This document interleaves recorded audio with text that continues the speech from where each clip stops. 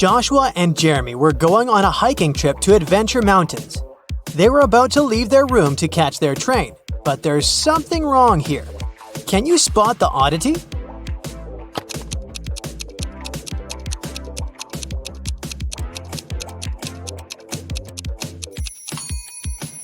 Well, they're going hiking, but Joshua is wearing shiny business shoes. Those will be too slippery on the mountains.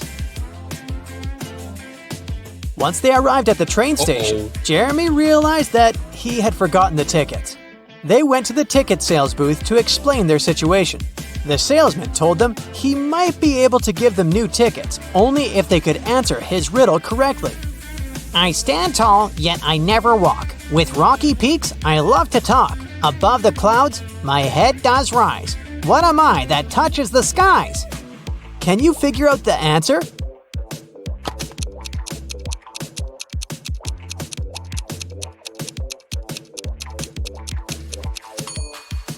It's a mountain. During the train ride, Joshua and Jeremy were enjoying the beautiful scenery from the window. But then, suddenly, Jeremy screamed. Can you tell why?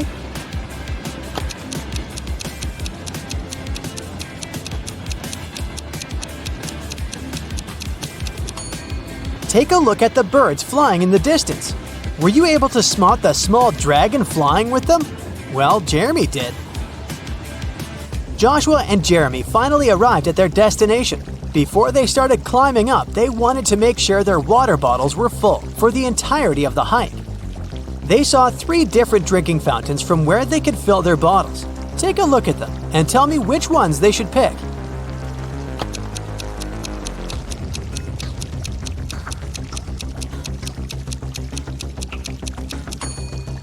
If you look closer at the first fountain, you can see a snake's tongue sticking out in the water flowing from the fountain tap.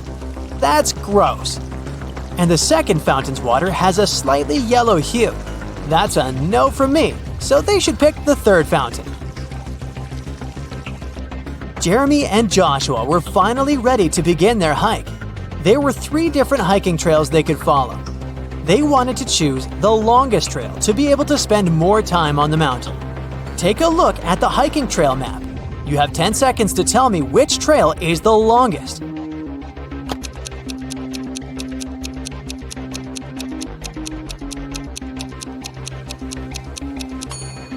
It's the second trail.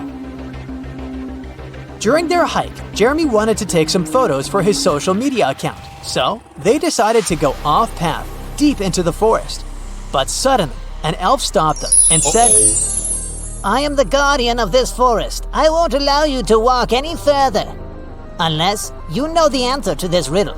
I have cities but no houses, forests but no trees, and rivers but no water. What am I? Do you know the answer?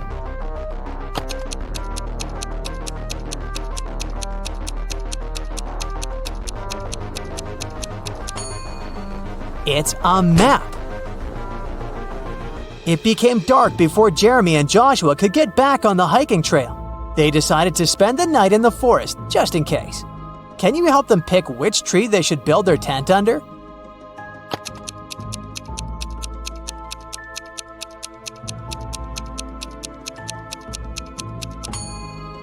Do you see the snake hole here next to the second tree?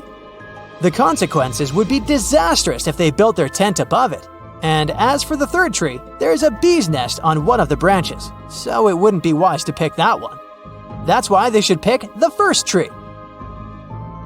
After completing their adventure and returning to their hotel room, Jeremy and Joshua started comparing the photos they had taken. But Joshua noticed that there were 5 differences in the photos they took at the same place. Take a look at them both here. Can you spot them?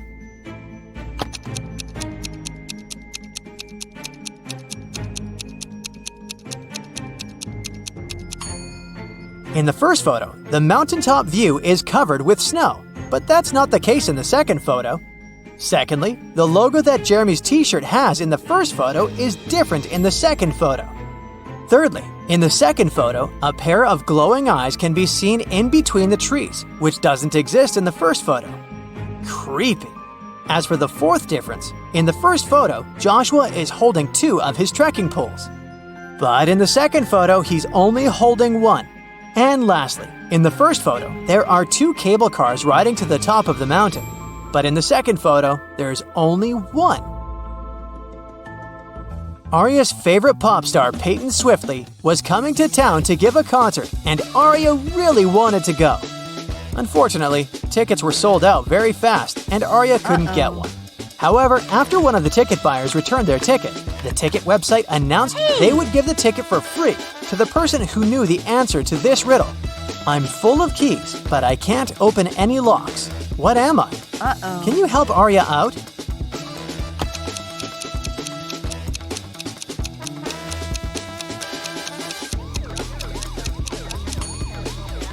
The answer is a piano. Elsa was working at the HR department, and she was going to interview 3 candidates for the company's project manager position. But as soon as Elsa greeted them, she noticed that one of them was not human. Can you tell who?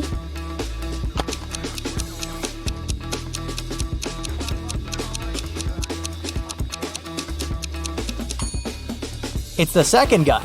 He's not blinking at all. 2 pregnant ladies attended the pregnancy yoga class at the gym.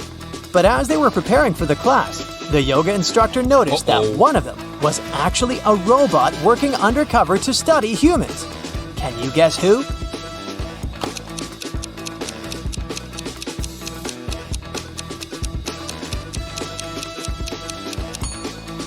The second lady is holding an inflatable fitness ball. The weight indicated on the ball is probably just a joke because air cannot weigh that much. Meanwhile, the first lady broke the scales. She's very petite despite being pregnant. If she was a human, her weight wouldn't be able to break these scales.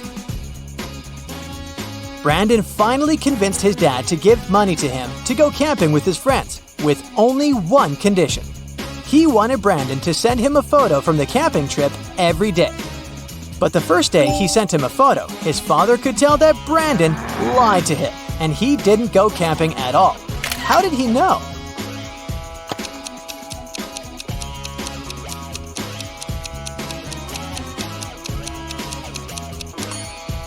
Brandon clearly photoshopped himself because everyone else in the photo has shadows, but Brandon doesn't. It was Annabelle's mother's birthday, and she wanted to place a secret gift in her mother's office as a surprise. But when she arrived there, unfortunately, the office door was locked. But luckily, her mom was kind of forgetful, and that's why she left a note with a hint for herself. Take a look at it. Can you figure out the combination?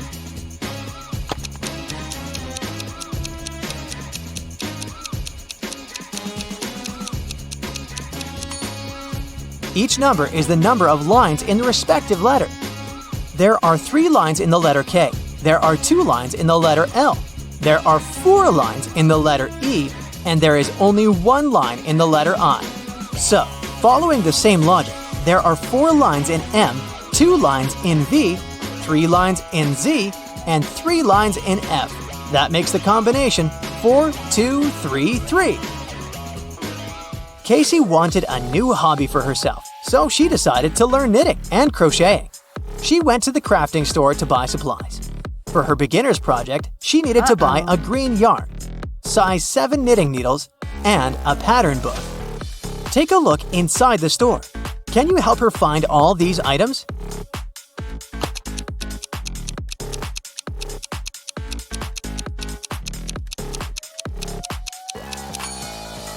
Here's the green yarn, here are the number 7 knitting needles, and here is the pattern book. Jackson went hiking in the woods, but when his cell phone ran out of battery, he couldn't use his navigation and got lost. He walked for hours and started to feel exhausted and hungry. Luckily, he finally came across a farmhouse with lots of apple trees. He wanted to pick an apple and rest there while he ate it. But then, suddenly the owner of the farm stopped him and said, "This is private property. You're stealing my fruits. But I'll let you eat that apple if you can answer my riddle correctly. I can fly without wings. I can cry without eyes. Wherever I go, darkness follows me. What am I?"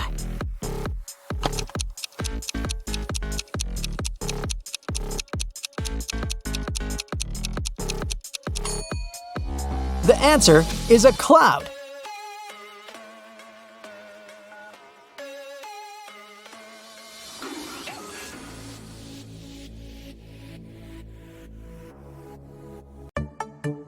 Marcus is a lucky game show winner. He can choose one of 3 prizes: a brand new Mercedes, an expensive laptop, or a designer wallet. What do you think is the best choice? Comment below.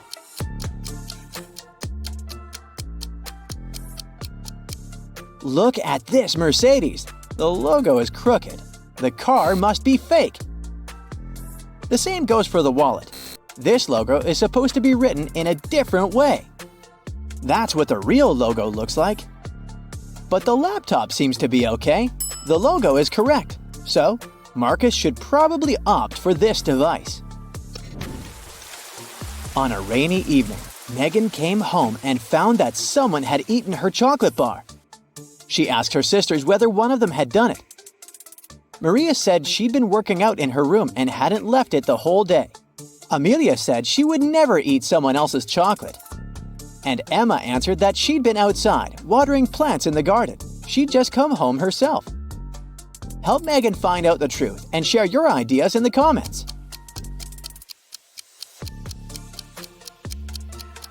It must be Emma. Why would she need to water plants outside if it's raining? Kayla was staying at a hotel in Paris. One day, someone broke into her room and took all her expensive stuff. The police had 3 suspects.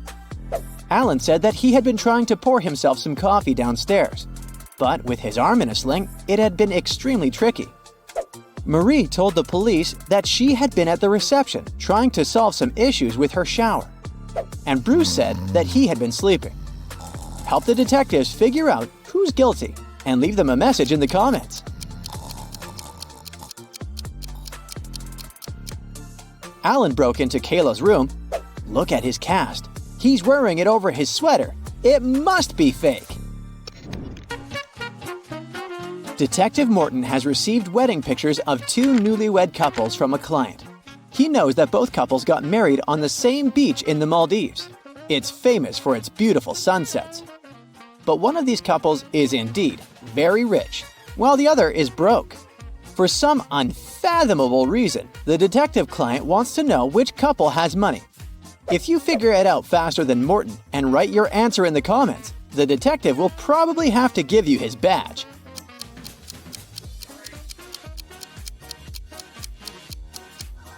The guys on the right are wearing very simple wedding suits, but they're indeed celebrating their wedding on the beach.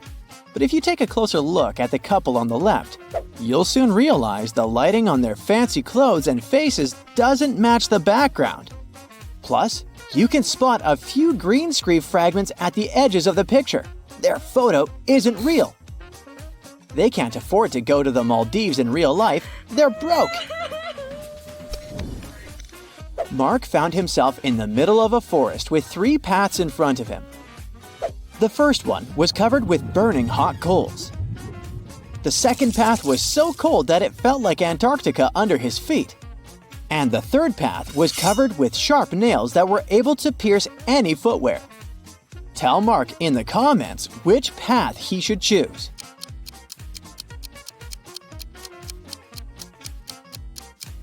The guy should pick the third path. All that ice is bound to be gone soon since it's too close to hot coals. Adam was driving home late at night when he noticed he was about to run out of gas. He stopped at a gas station to fill his gas tank and buy some snacks. Inside, there was a cashier and another customer dressed in black. When Adam came up to the employee to pay, she told him $505. Adam paid, went outside, and called the police to report an emergency. If you have any idea why he did so, comment below.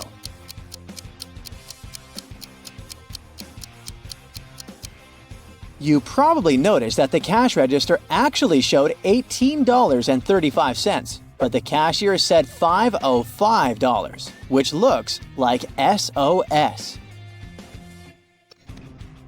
Detective Brown rushed to an expensive restaurant. Someone had stolen a gold spoon there. If the detective didn't find the real culprit, the waiter would have big problems. Luckily, there were still a lot of people in the restaurant, and Detective Brown questioned the main suspects. A group of friends said they were celebrating a birthday. They wouldn't spoil their party this way. A cheerful man said he'd been walking in the area and had dropped by to check out this place. And a miserable-looking guy answered that his wife had left him, and he had come to the restaurant to take his mind off his problems. You must help the detective to find the criminal. When you do, write your answer in the comments faster than the others.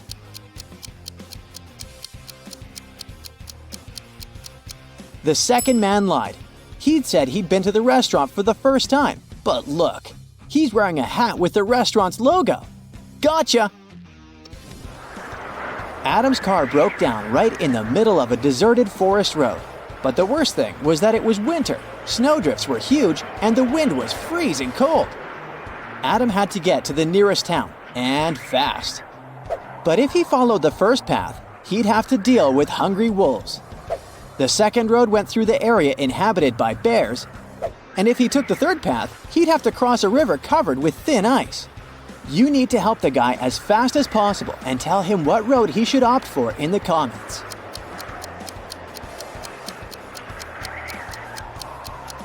Adam should sneak through the bear's territory.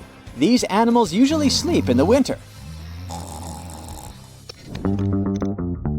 Liza was a millionaire's daughter. She was fed up with her father trying to control her life.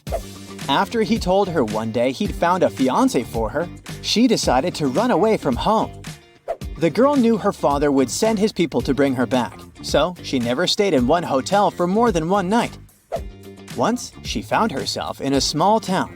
It was getting dark, and she had no choice but to stop at the first hotel she saw.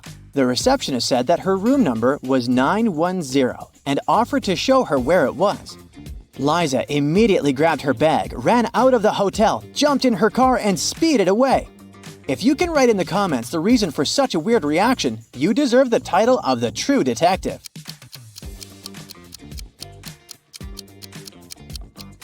The first digit of a hotel room number usually means the floor it's on. Room 910 is supposed to be on the 9th floor, but look at the hotel. It only has 3 floors. Young fashion designer Bruno was preparing for his first show. He was a bit anxious, so he took a break to steady his nerves.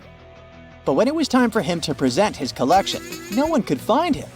In an hour, a security guard saw him in the bathroom, lying on the floor. Someone had hit him on the head. The police had 3 suspects. Maya, one of the models, said she'd had problems with her dress and hadn't even had time to leave the dressing room. Catherine, one of the guests, said that she was Bruno's biggest fan and had been wearing his clothes for years. Apparently, she had no reason to hit him. Sam, the designer's assistant, said he had rushed to the nearest coffee shop to get Bruno an Americano to calm him down. Who is the culprit? Share your ideas in the comments.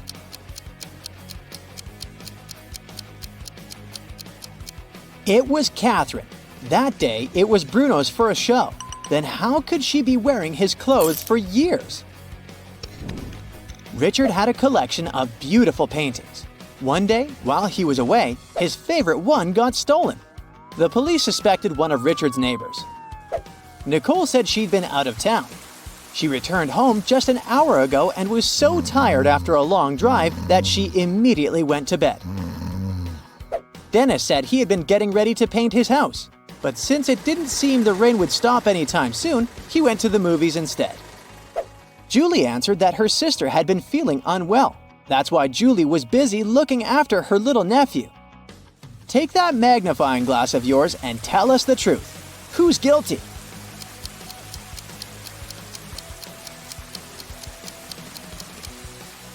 It was Nicole.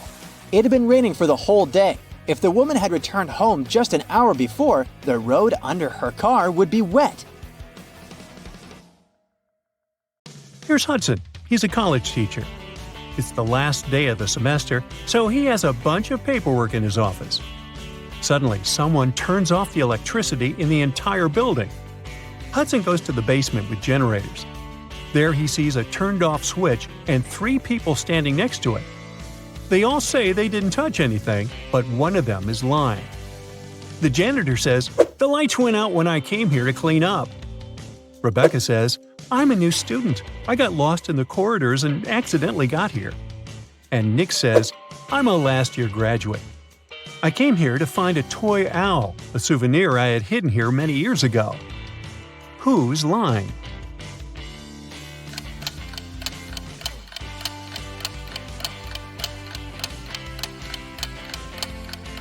The janitor has a bucket and a mop, so he's not lying. There's a toy owl in the corner of the room, so Nick is telling the truth. Rebecca is lying. It's the end of the semester, so she can't be new at this time. One of Hudson's students, Paul, has a crush on another student named Liza. Once he got a note from her saying she liked him. So Paul decides to write her back and ask her out. Unfortunately, he doesn't remember which desk is Liza's. There are two possibilities. Can you guess which desk is the one he needs?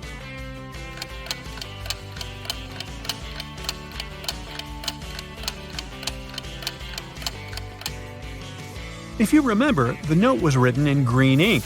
There's a similar green pen lying on the desk on the right.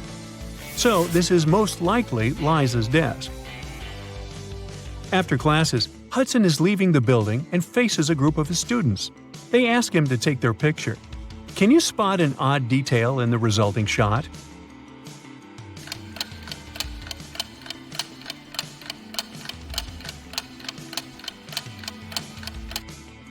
This guy here has 3 hands.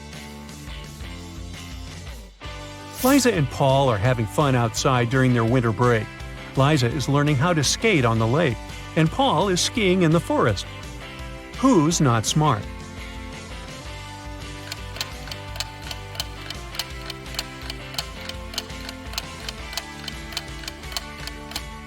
Liza.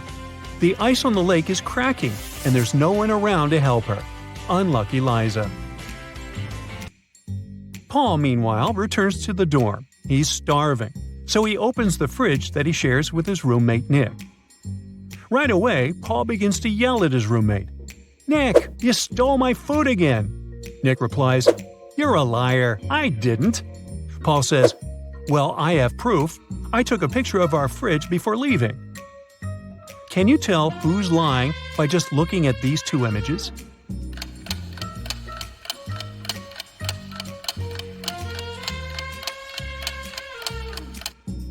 Take a closer look. The shelves are signed. These 2 shelves are Nick's, and the other 2 Paul's. These 3 items disappeared from Paul's shelves. This means that the liar is Nick, and it's time for a new roommate. Meanwhile, Liza and Paul are having a date tonight. Apparently, the lady on the lake survived the cracking ice. But Liza's dorm is situated on the opposite side of this maze. Can you help Paul pass through this labyrinth to meet his date?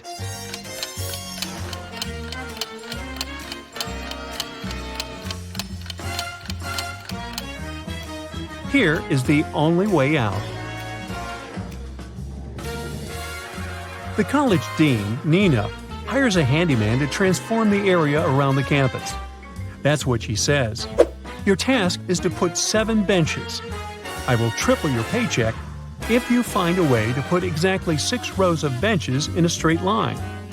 Also, each row should have 3 benches in particular. Can you help the handyman accomplish this task?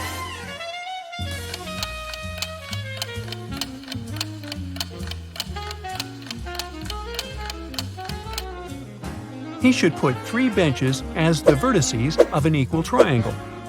3 more benches should be put at the center of each side of triangle. And the last bench should be at the center.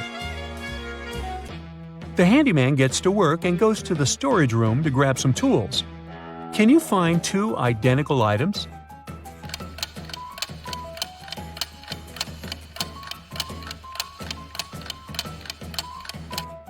Hey, here they are. The handyman is bored, so he starts a quiz game. He keeps asking the same question to every student he meets, but each time the answer is different. Can you guess the question?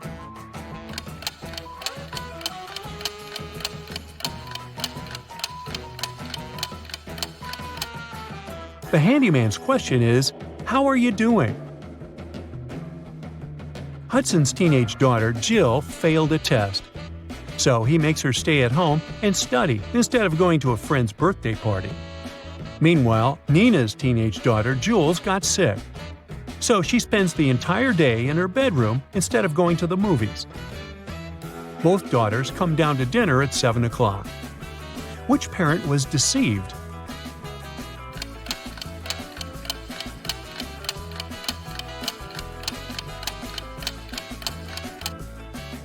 Nina.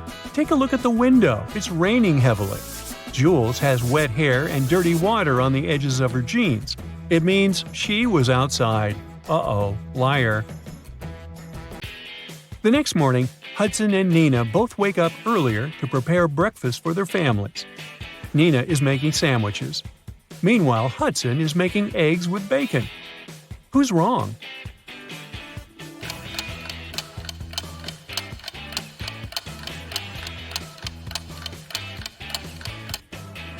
Hudson. Oops, he forgot to turn on the stove. Hudson is walking to work through his favorite park and sees this scene. Can you spot what's wrong in this picture?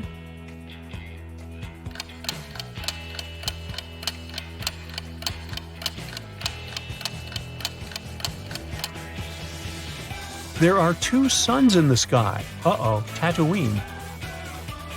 Hudson arrives at his class and starts with a witty riddle. Can you tell me which part of London exists in France as well?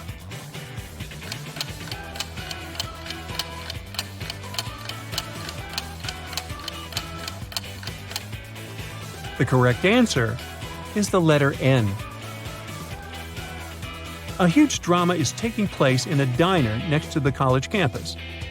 The owner of this place screams, "Where's my money? It's 30 minutes till the end of the working day." But there's no money in the cash register. 3 employees have been working today, but they swear that they haven't touched the money. They say there have been no customers today. The boss doesn't believe them. He studies the employees, trying to spot the thief. Liza is wearing a pair of stylish sunglasses and brandy clothes. Mike is also wearing some costly designer clothes and an expensive phone. Robin is wearing a regular dress and fake jewelry. Who took the money?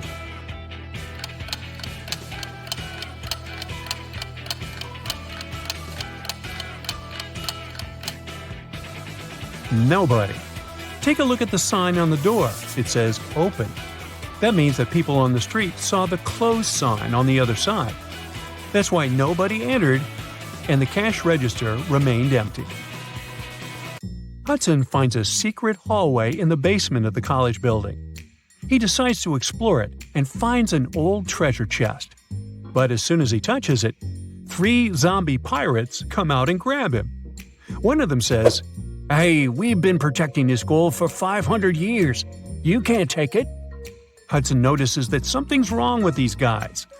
Can you figure out what exactly?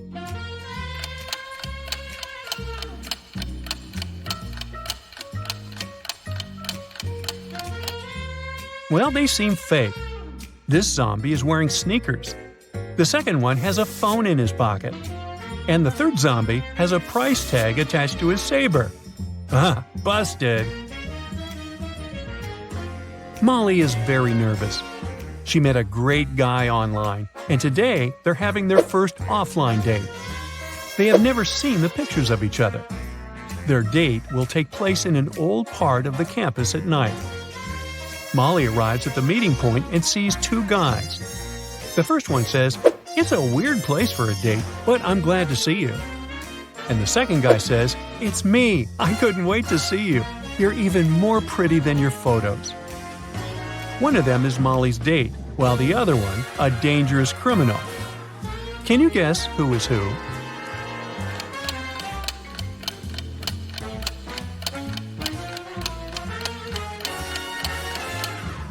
It's the second guy who is dangerous. He mentioned photos, but Molly didn't send her online crush any pictures of herself. Therefore, the first guy is her date. Molly and her date want to go to a local nightclub, but the guard can't let them in without a password. He gives the guys a hint. The more places I go, the less you can see. Who am I?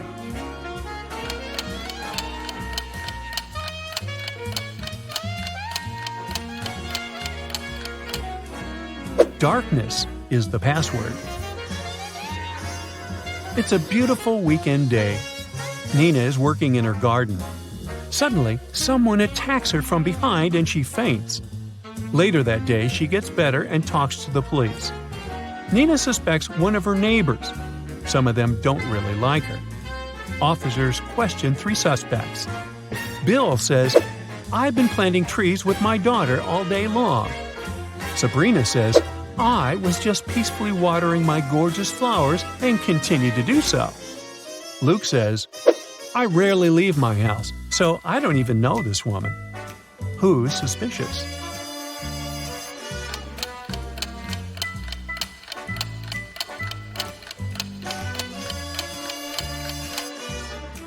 Sabrina's garden hose isn't even connected to the water source. It's just lying on the ground. Therefore, her story is fake. Hannah runs a dance show. She arrived in Finland with the 3 best dancers to perform during the winter holidays. On the first day of the trip, Hannah started to feel really bad and was taken to the doctor. After examining Hannah, the doctor claimed that someone had poisoned the girl. Hannah's manager flew in to interrogate each one of the dancers and find out if they'd had anything to do with what happened to Hannah. Kira said that she and the other girls had left the hotel early in the morning to explore the city. She also mentioned that Hannah had stayed behind to do a conference call in her room. Pam said she had spent the afternoon swimming at the beach, and that when she returned, she noticed Hannah was looking pretty bad. April said she decided to go to the museum all by herself since the other girls didn't want to join her. Hannah's manager noticed the girls' testimonies didn't match, and that it was definitely one of them who'd done it. Can you guess who is the culprit?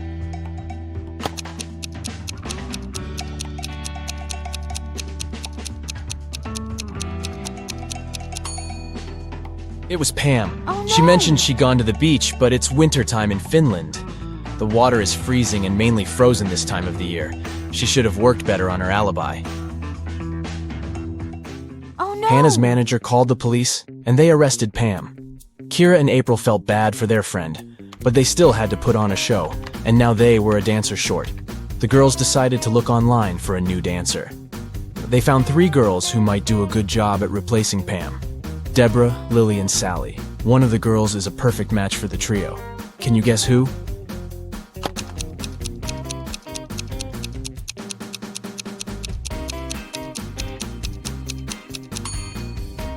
It's Sally. Both of the other profiles are fake. If you look closely at Deborah's picture, you'll see that the shadow on the back is not hers. It's definitely photoshopped. And look at Lily's birthday information. If that were true, she wouldn't have been born yet.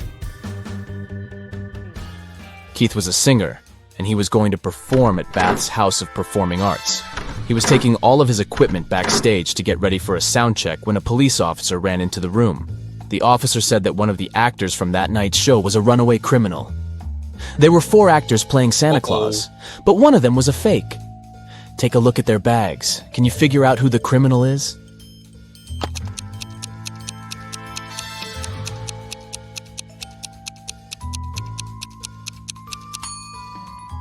It's the owner of the 3rd bag. Santa never shaves off his beard, and that guy is carrying shaving cream. He must be the runaway. Becky just bought new augmented reality goggles. She decided to play one of the games available, and this picture popped up right in front of her. These 3 people sure are in some bizarre situations, but which one doesn't make any sense?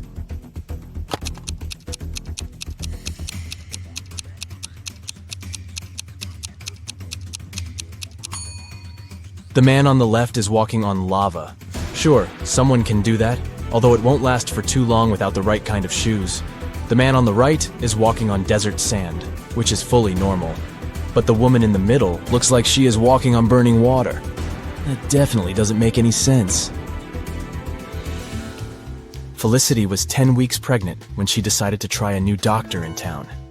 The doctor did an ultrasound of her belly and gladly said, "Ah, it's a boy." Felicity looked confused and said, "No, I'm pretty sure I'm having twins." The doctor was the one that looked confused after Felicity's answer. Take a look at both women. Can you tell who's right?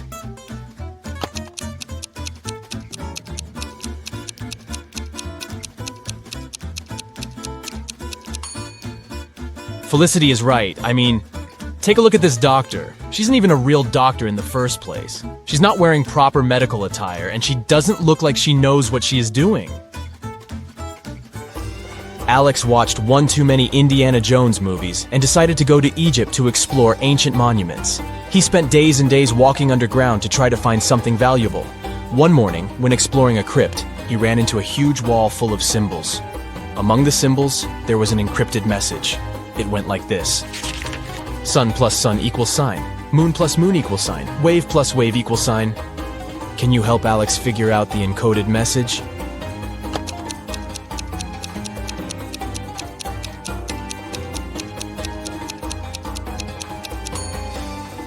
This is not an easy one, but here's how it works.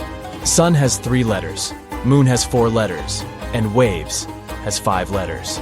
So the encrypted message is the number sequence. 6, 8, 10. Way to go, you. Take a good look at this image. Can you tell who is smarter?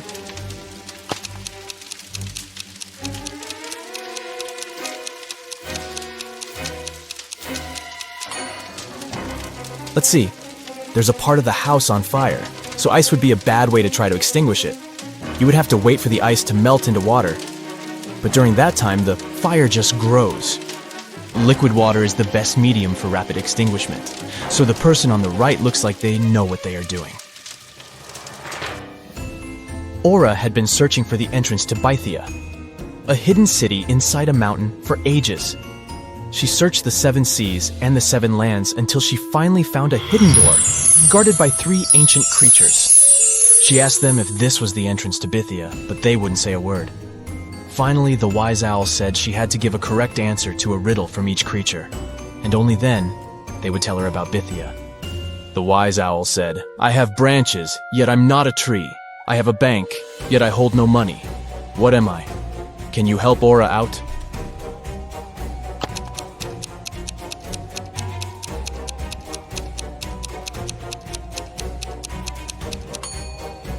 The correct answer is a river.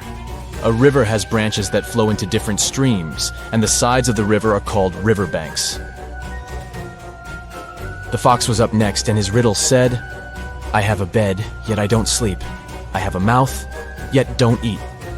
What am I? Aura took a while to figure this one out, but she got it right. Can you guess what she said?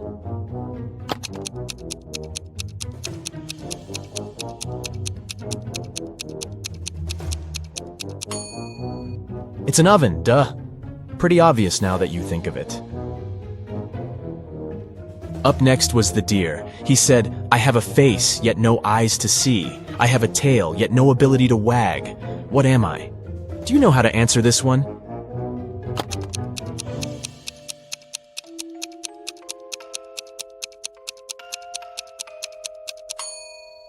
It's a clock. A clock has a face with numbers but no eyes. And it has a tail that we call a pendulum, but it doesn't wag like an animal's tail. The wise owl opened the door and showed Aura that there were 3 pathways leading to Bythia. She should choose the correct one, otherwise she would get stuck in this in-between place forever and would never be able to get out. Take a look at the pathways. Which one should Aura choose to complete her journey?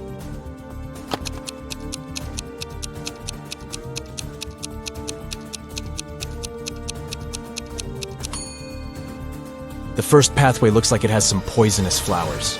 The air looks like it's filled with their poisoned pollen, so that wouldn't be a nice one to go. The second pathway has dozens of angry-looking stags that could harm Aura, and the last one has a big lake that leads into a trail. She should go with the last one. On a rainy Saturday night, John and Katie decided to stay in, order pizza, and watch the Riddle channel on their TV. On the screen, they saw a man hanging for his life on the branch of a tree. He was surrounded by angry people. Down below, there were a group of guys with huge bats waiting for him to let go of the branch, and above him was an angry guy on a helicopter ready to grab him. Is there any way the guy can escape this trap?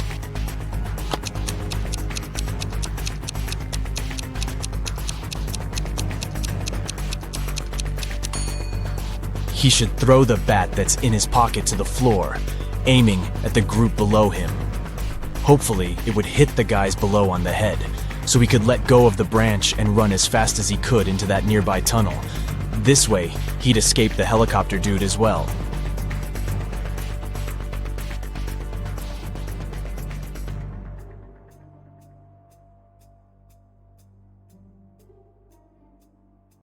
Elsa was 17 years old the day before yesterday. Next year, she'll turn 20. How come?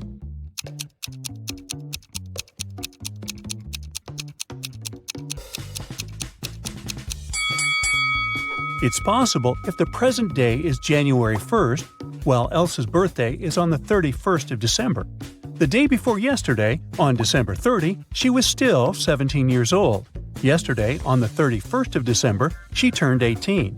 Thus, this year, Elsa turns 19 and next year, 20.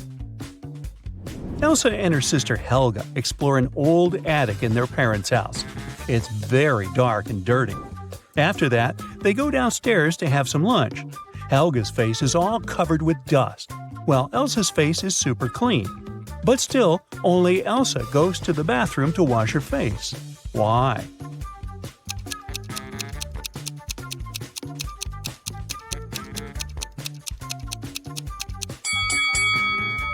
Elsa noticed that her sister's face was dirty, so she thought her face must be dirty too. As for Helga, she saw that Elsa's face was clean and assumed that her own face was clean too. After lunch, Elsa and Helga go for a walk across an enchanted forest. They reach the riverbank, but the bridge is closed for repairs. The sisters notice two dwarfs fishing in a boat near the bridge. They agree to help the sisters, but their boat is very tiny. It can fit either one sister or two dwarfs. Luckily, they manage to solve this issue. Elsa and Helga cross the river on the same boat. How?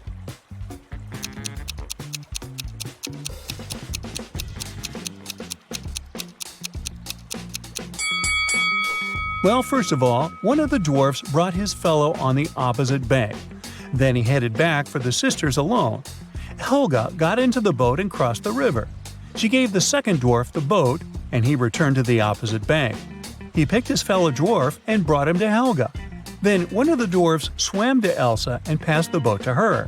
She crossed the river and joined Helga, and finally, the second dwarf returned to his fellow. Helga and Elsa keep on walking and get lost in the forest. There are 3 roads to the nearest town.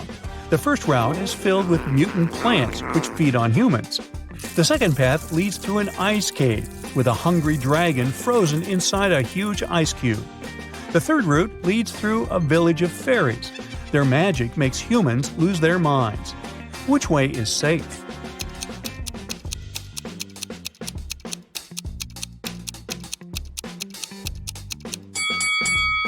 Well, the dragon is trapped inside the ice cube, so it's not that dangerous. Finally, the sisters reach the town. They're walking down the main street. Suddenly, someone throws an orange right at Helga's head.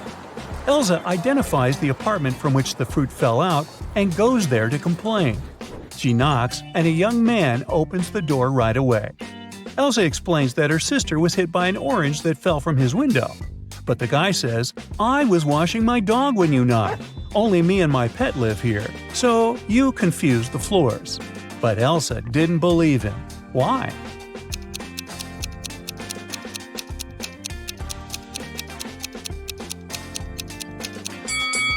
According to the man, he was bathing his only pet, but the dog's hair is dry. Therefore, his story is fake.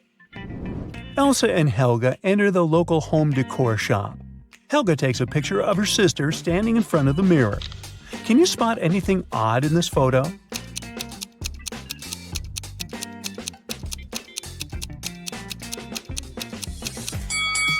Take a closer look at the mirror. Elsa's hands are reflected wrong, as well as the sale poster behind her. She must be a vampire. Just kidding.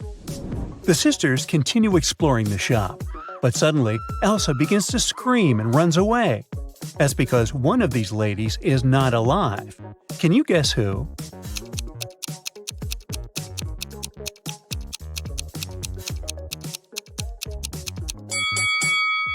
The first woman is an ordinary human. There's a mirror behind her.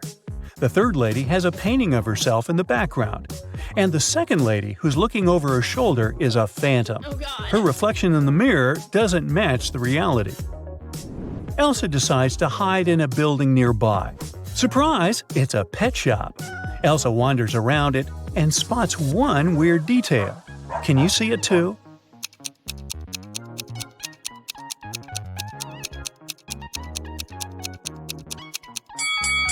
The turtle is wearing sunglasses. The locals tell Elsa and Helga about a creepy werewolf who has been scaring the citizens for several weeks. They only know that this werewolf is a lady and she has a husband. He's the only person who can calm her down. Elsa finds 3 suspects who might be the werewolf's husband, but none of them admits it.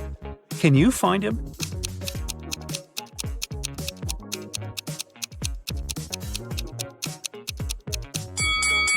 He's the second guy.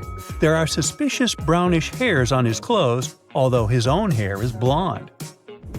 The next day, Helga has a birthday party. Elsa goes to the bakery to purchase a cake for her. She's late, so she rushes over and bumps into a waiter. Elsa hits her head and forgets what cake Helga asked her to buy. She remembers just 3 things.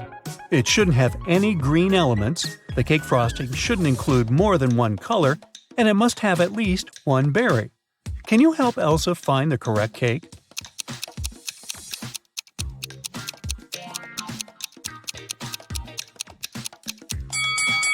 Elsa should take the 4th cake. It's a chocolate cheesecake, so it doesn't have anything green. The glazing is brown and is decorated with cherries. A perfect match. Elsa buys the cake and leaves. The bakery is located inside the highest tower in town. Elsa enters the elevator to go down, but she hits the wrong button and finds herself on the roof. She decides to take some pictures with the iconic huge clock installed at the top of this tower. Oops! Elsa drops her phone from the roof. She decides to leave, but someone has already locked the door, and the elevator won't work, so she's trapped on the roof. Luckily, Elsa can still change the time of the clock. What time should Elsa set on the clock to make someone notice and rescue her?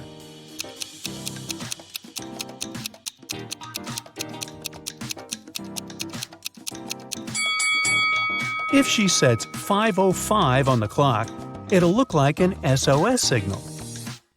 Finally, Elsa escapes from the tower and heads to the parking lot. Here's her car. Can you figure out the number of the place where it's parked?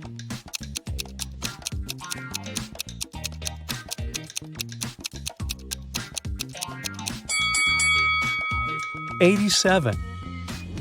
Elsa arrives home. Helga shows her vacation photos sent by her new boyfriend, Kyle. In this case, you can see Kyle, his friend Bob, and a humanoid robot, Neo. Neo is standing next to Bob. A person wearing the yellow mask is not a man. What color is Kyle's mask?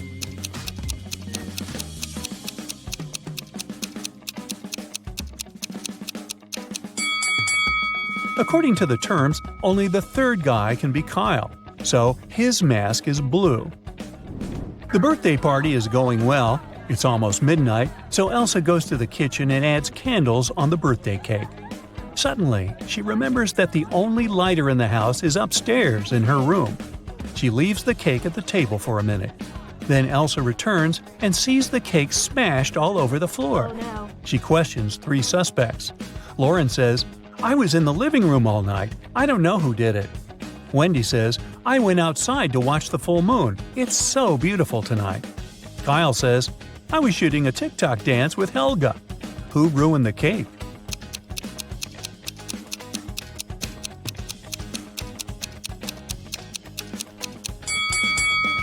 Wendy, take a look out the window. The moon is not full. Busted. The next morning, Helga wakes up earlier than Elsa and checks her feed.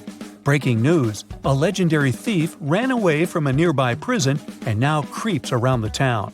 He's a talented shapeshifter, so no one knows for sure what he might look like.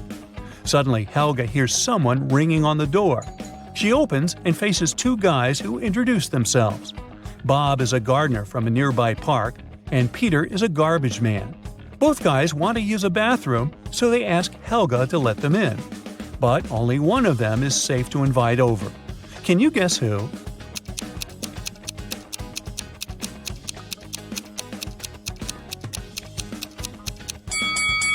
Bob is wearing clothes with red stains, but he's also holding a brush, so he was probably just painting a fence. Let's take a closer look at Peter's facial hair. One mustache has come unglued. It's fake. So he must be the runaway criminal from the news. Imagine studying at a college library all night long and falling asleep, being totally worn out. But when you wake up, you find out that the library is haunted, and you can't get out of there. There are ghosts all over the place, and they're not really friendly. Fortunately, a ghost hunter is locked in the library together with you. You decide to team up to survive. And your first challenge is to figure out who is a ghost here.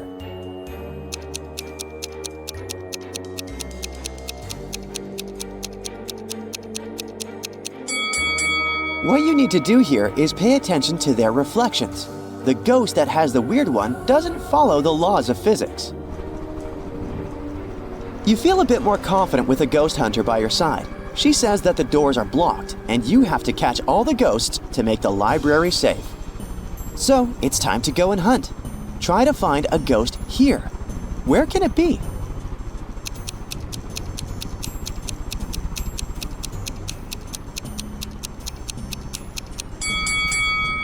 Pay attention to that bizarre fan. It's unplugged but still working. There must be a ghost hiding inside and messing with it. One ghost down, one more to find. Do you see anything suspicious? A small hint. Pay attention to those balloons left after a small party.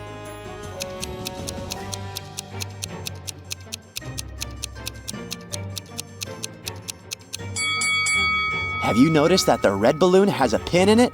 But strangely, even pierced, the balloon remains intact. And the air is still inside. It must be haunted. The ghost hunter tells you the story of a witch that used to live nearby. You find out that your ally is here to catch the ghost of this powerful creature. If you want to help her, you need to find an old book about witchcraft. The ghost hunter tells you that the witch's spirit lives in this book. Look around and try to spot the one you need.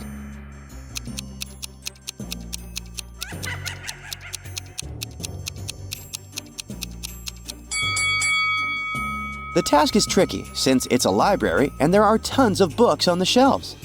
Can it be this one? Nah, it looks dusty enough, but it's because nobody wants to read a book about fishing. This one is in Chinese. It's unlikely that the witch spoke this language. But look at that book, half hidden beneath the sofa. It's the one. But it's open, which means the ghost is somewhere around. Suddenly, you see the ghost of the witch right next to the door. The supernatural creature is so powerful, you need to protect yourself. You have to create a circle around yourself. What can you use for this purpose?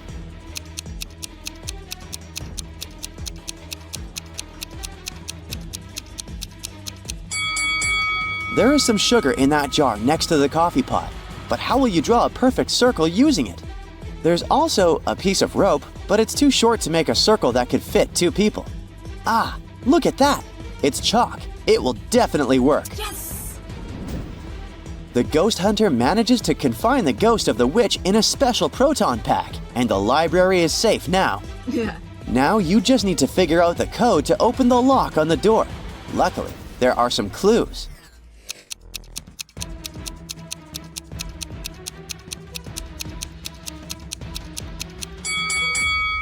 After considering all the points, you can conclude that the code is 042. You're finally out of the library, but there's an unpleasant surprise waiting for you. You see 3 strangers hanging on a tree. One of them is a ghost, but which one?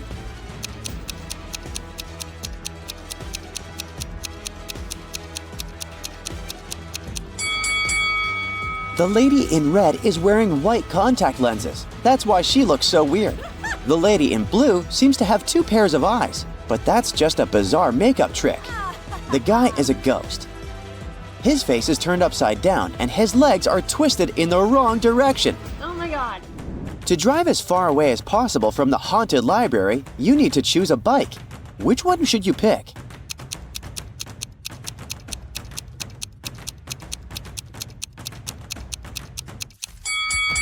Bike A has a flat tire. Gasoline is leaking from the tank of Bike B, so Bike C is your best choice. But before you can use the bike, you need to solve a riddle. Look at these numbers. Can you figure out the missing one?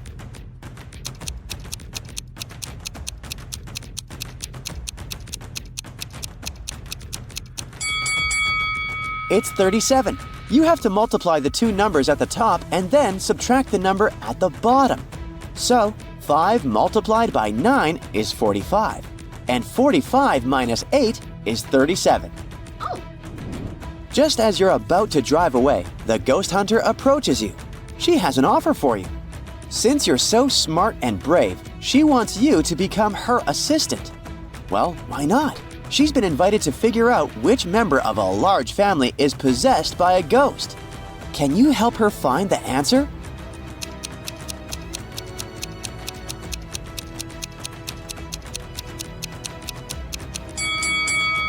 This woman looks kinda scared, but she's not possessed. She noticed a rat in the corner of the room and is staring at the rodent in fear. The man is wearing dark glasses, even though he's indoors. But he's blind. Do you see that white cane next to him? The granny is the one who's possessed. There's a trace of ectoplasm going through the whole room towards her. Another day, another case. Now, you need to guess which of these ladies is a ghost bride.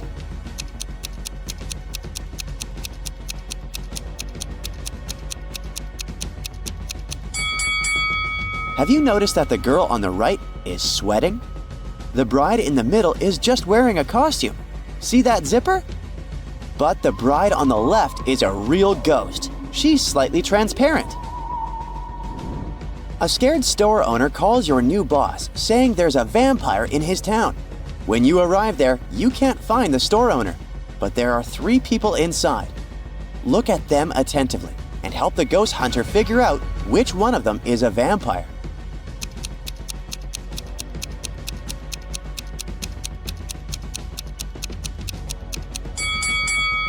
Well, the first one's eyes are pretty red, but maybe he hasn't had enough sleep or is coming down with the flu.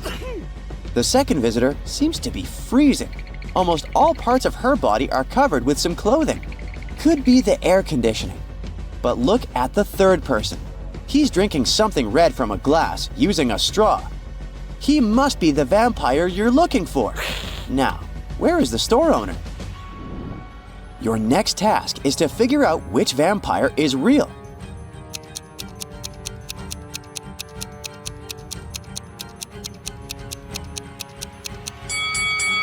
The first vampire has a reflection. The second one doesn't have fangs. Only the third one is the real vampire.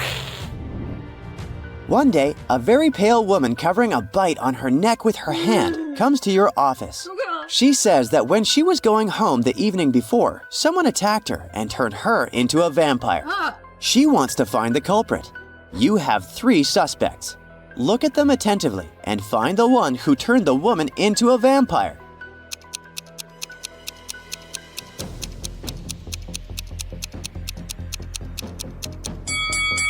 This elderly man has no teeth, so he can't be the vampire.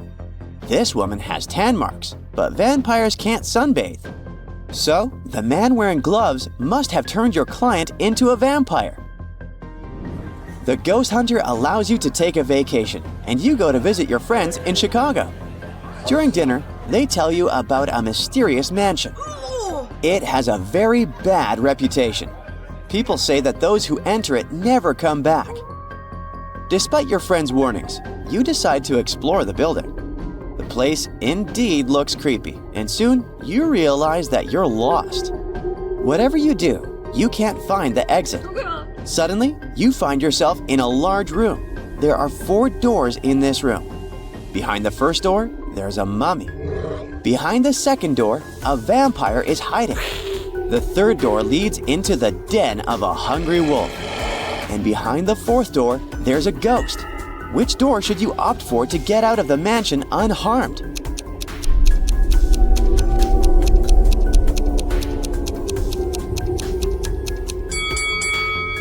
The mummy can potentially be very dangerous. The vampire behind the second door is also far from friendly. The wolf, especially hungry, can easily attack you. In comparison, the ghost is relatively harmless. You should choose the fourth door. Camilla is a bookshop owner. She doesn't feel good today. So she asks her staff members to take care of the customers and leaves for home at noon. Later that day, at around 8 p.m., Camilla receives a message from her manager. Everything is quiet. Can we close earlier? Before closing, Camilla asks the manager to send her a picture of the shop. He sends this photo. Everything seems empty, but still, something feels odd. Can you help Camilla figure out what?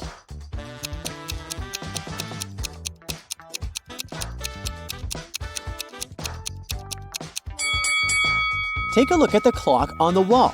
It's 4:30. They didn't take this picture at 8 p.m. Liars. The next morning, Camilla feels much better. She's working in her garden. She's picking some apples and watering flowers while her cat is walking around. Meanwhile, her neighbor Jeff is mowing his lawn while his dog is playing nearby. Who's not smart?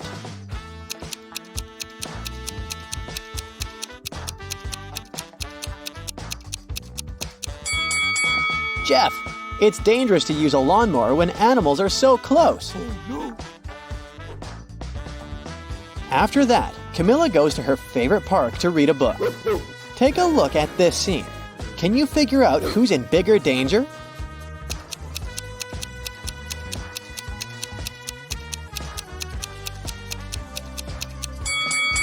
The young lady on the tree is risking her health. She's about to fall. The branch she's climbing will soon crack. Oh no.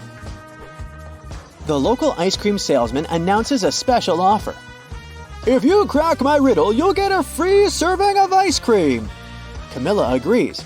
Here's the riddle. In the ocean, there's an island. On the island, there is a house. In the center of the house, there's a glass of water. Inside the glass of water, there's a coin. The question is, what's in the middle of the ocean?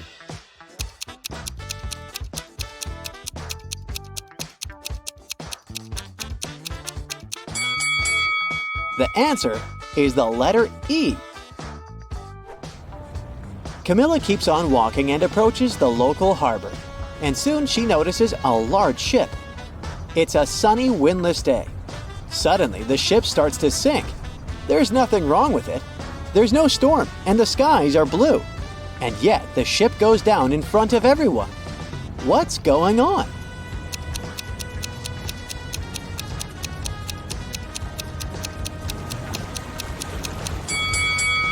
Nothing unexpected, the submarine's captain just ordered the crew to dive. Camilla is walking down a long road. She's tired and wants to go to the mall, but there are no cars around and her phone isn't working. Camilla sits down on the road because she can't walk anymore. At this moment, she hears a vehicle approaching. A big bus appears on the road. It stops and opens the doors, but Camilla doesn't get inside. She notices a car and a motorbike approaching. They stop by her too, and all the drivers offer to give Camilla a ride. What should she do?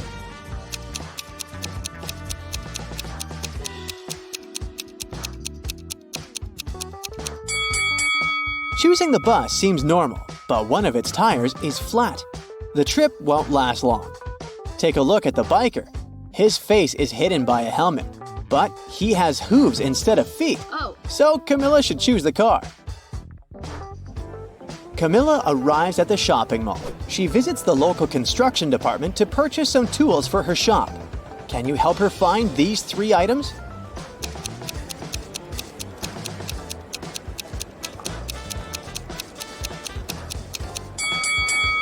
Here they are. Camilla discovers a mysterious extension in the construction department leading to a room filled with gold coins, diamonds, and other expensive metals. As soon as the guards spot Camilla, he traps her in the room and locks the door. He says, "There's only one way to survive in that dark chamber. You must eat one of these muffins. If you eat the wrong one, you won't make it. But if you pick the right one, you'll be free to go." Oh my god. The first muffin turns you into moss. The second one turns you into a badger. And the third muffin will turn you into a snake. Can you help Camilla choose the best option?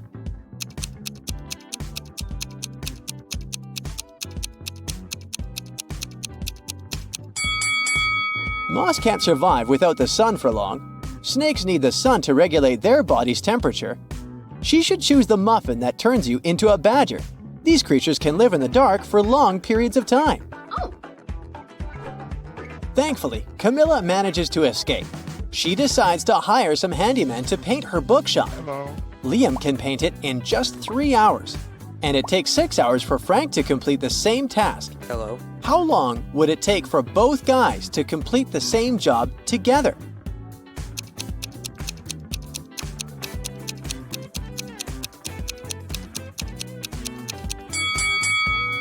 Two hours. Liam, who could complete the entire job in 3 hours alone, would complete 2/3 of the job in 2 hours. Meanwhile, Frank would complete the remaining 1/3 of the job during the same 2 hours. The handyman paint the bookshop. Camilla orders a pizza to celebrate this event. She cuts it into 6 pieces, and each staff member, including herself, gets exactly 1 piece. Camilla leaves for a minute, then she returns and discovers that someone took a bite of her slice. Really? She questions all 5 suspects. Liam says, "I have very bad teeth, miss. They can't handle more than 1 piece of pizza a day." Frank says, "Sorry, I was texting my girlfriend. I didn't pay attention to the table at all." The shop manager says, "I was chatting with our delivery service." The salesman says, "I'm a vegan, so I neither touched my own slice of pizza nor yours." And the cleaning lady says, "I ate my pizza very quickly and went to wash my hands right away." Who's lying?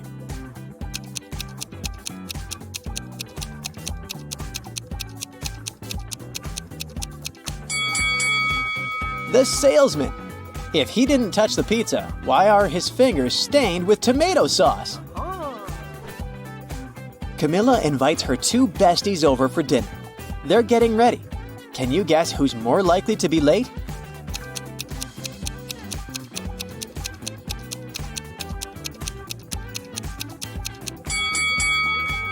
Kelly. She's charging her cell phone, but the cord is unplugged. Oh. Finally, Kelly and Shelley arrive at Camilla's place. They show her some pictures of them wearing expensive evening dresses, but in fact, only one of them is very rich, and the other one is pretty broke. Can you guess who is who?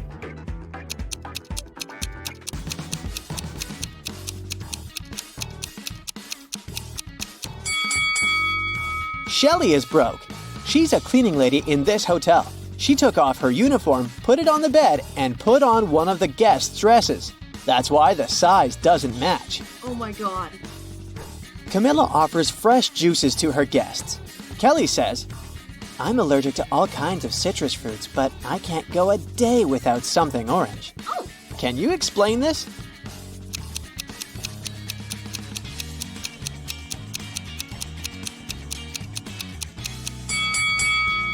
Easy peasy. Kelly is talking about the color. Camilla invites Kelly and Shelley to swim in her jacuzzi. They have a lot of fun, but after bathing, Camilla realizes that her expensive gold pendant is missing. She questions her besties. Shelley says, "I didn't even notice that you were wearing any jewelry." And Kelly says, "Don't worry, darling, it was ugly anyway. I'll buy you a new one." What? Who stole the pendant?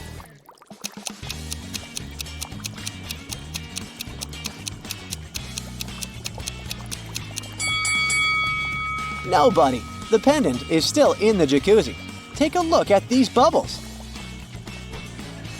The next day, Camilla is having a business meeting at a coffee shop. She meets 3 people: Love, Maya, and Kyle. One of them is a boss, another one a hiring manager, and the third one a designer. The boss always tells the truth, the manager always lies, and the designer can either lie or tell the truth. Love says, "Kyle is our manager." Maya says, "Love is our boss." And Kyle says, "I'm a designer." Can you help Camilla figure out who is who?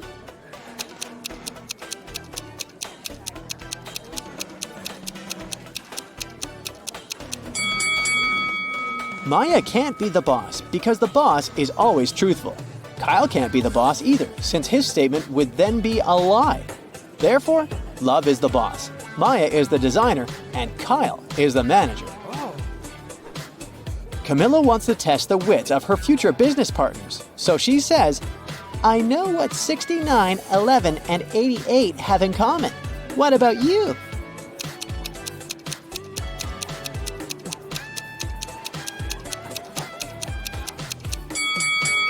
They are all read the same either from right to left or upside down. Camilla goes to the coffee shop bathroom and gets lost in the basement. She needs to enter one of these 3 doors to escape. What? A hungry cougar is behind the first door. A sly sea siren guards the second door.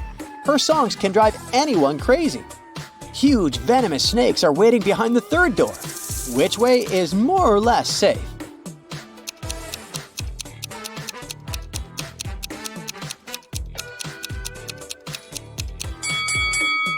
Camilla should choose the second door. The siren lives in the sea, so she's probably not dangerous anymore. Bella is planning a workshop for hairdressers. She needs a model with natural hair color. Bella gets messages from 3 candidates: Kelly, Shelly, and Sally. She looks through their social media and finds out that only one of these ladies didn't lie. Can you guess who has natural hair color?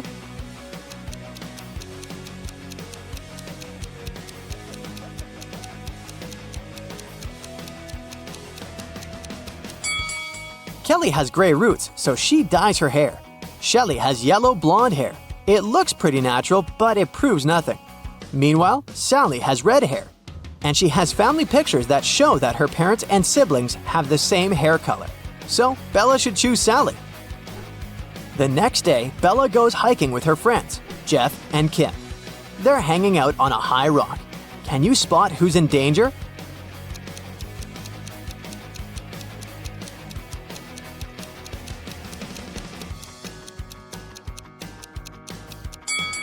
Bella is blindfolded and she's approaching a cliff break. Jeff is digging with a shovel, but there are electrical wires underneath. And Kim is just trying to feed a squirrel, but everyone is in danger.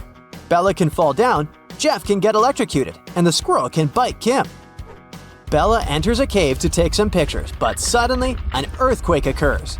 The exit is now blocked with stones. Bella looks around and finds 3 passages leading outside. There's a hungry wolf inside the first tunnel. The second passage is filled with toxic mushrooms. Just one bite can be fatal for any human. And inside the third tunnel, there's a water-filled tank with a shark. Which way is more or less safe?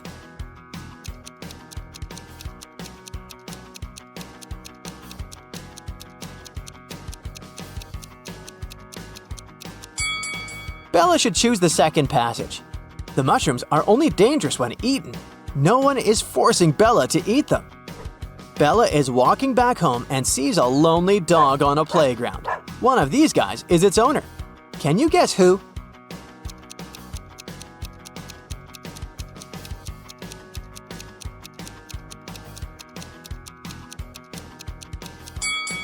The dog belongs to the second guy. He's skimming a newspaper to be able to look after his dog. Also, he's holding a collar that matches the dog's size. Meanwhile, another man is scrolling his feed on the phone and pays no attention at all. Bella arrives at work. She's been trying to open the door leading to her office, but it's locked. Someone changed the 4-number combination. Can you help her crack the passcode?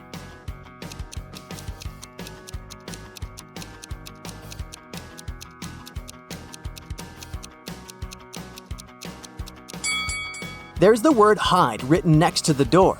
If we replace each letter with its serial number in the alphabet, we'll get the code 8945. Bella opens the beauty salon, looks around, and spots 3 weird things about this place. Can you see them too?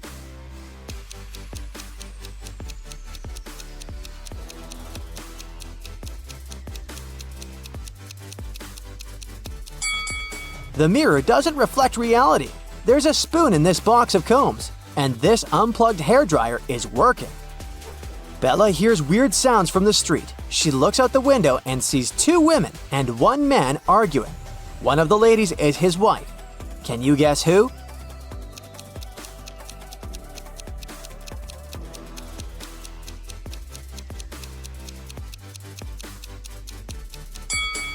The man and the lady in a yellow shirt have matching rings. Therefore, she's his wife.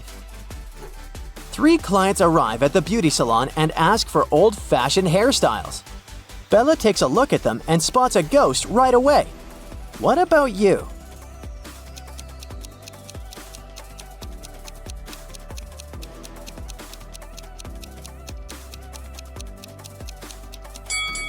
The first lady is dressed up as a ghost, but she's wearing jeans underneath her costume, so she's probably an actress.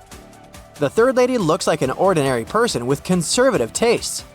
But take a closer look at the second lady's feet. They don't touch the floor, so she's the ghost. Bella goes to the nearest store to buy some food for lunch. She sees 3 women in a line. Only one of them is a mother. Can you guess who?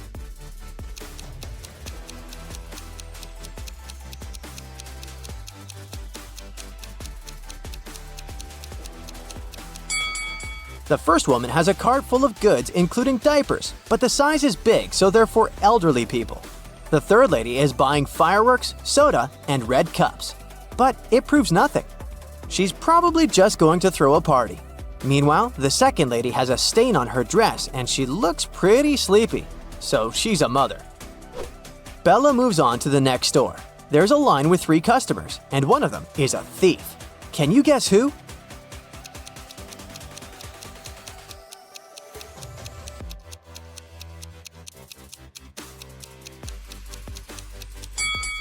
The third guy is wearing an oversized sweater, but he's innocent.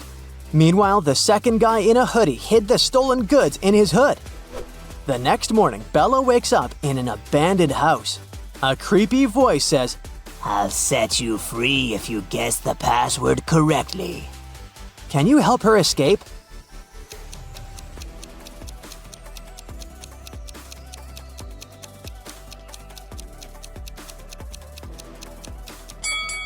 Take a look at the letters on the wall. We can rearrange them into a dream house. Bella is meeting her best friend Kyle in a restaurant. He's about to introduce her to his future wife, Nellie.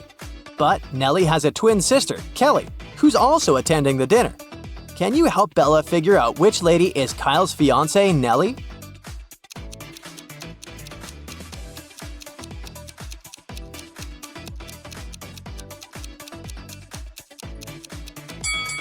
The twins look exactly the same, but Nellie has a heart-shaped necklace. Bella is watching the videos of her favorite travel bloggers. One of these guys is a millionaire, while the other one is broke. Can you guess who is who?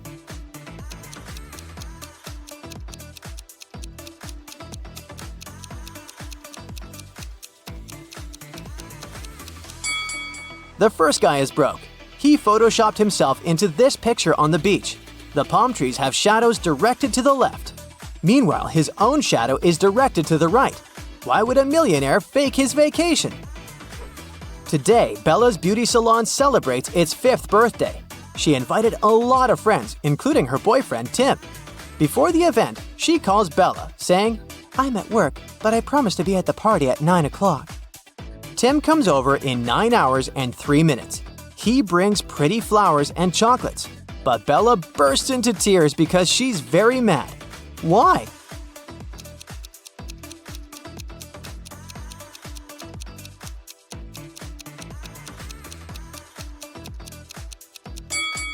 Bella was expecting her boyfriend to arrive at 9 p.m., but he came at 9 a.m. the next morning. Two ladies show up at Bella's beauty salon. One of them is super rich. Can you guess who?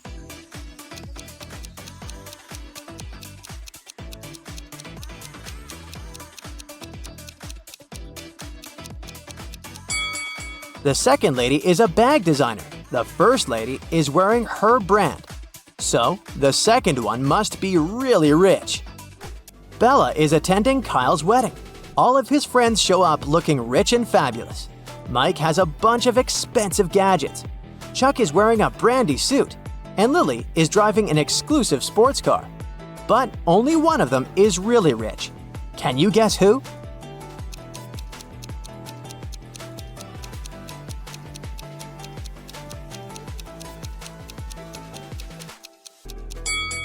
Take a closer look at Chuck's suit. He didn't remove the price tag, so he's probably planning on returning it after the wedding. This fancy sports car doesn't belong to Lily. It's rented.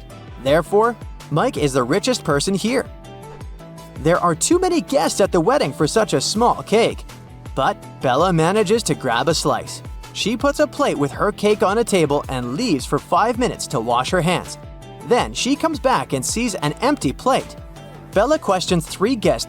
Alice says, "I've been dancing non-stop for the last 2 hours. I didn't eat anything." Chuck says, "It wasn't me who ate the cake. I'm on a sugar-free diet. But I guess it was Alice. I don't trust her." Lily says, "I didn't touch your cake. I was helping the bride braid her hair." Who's lying?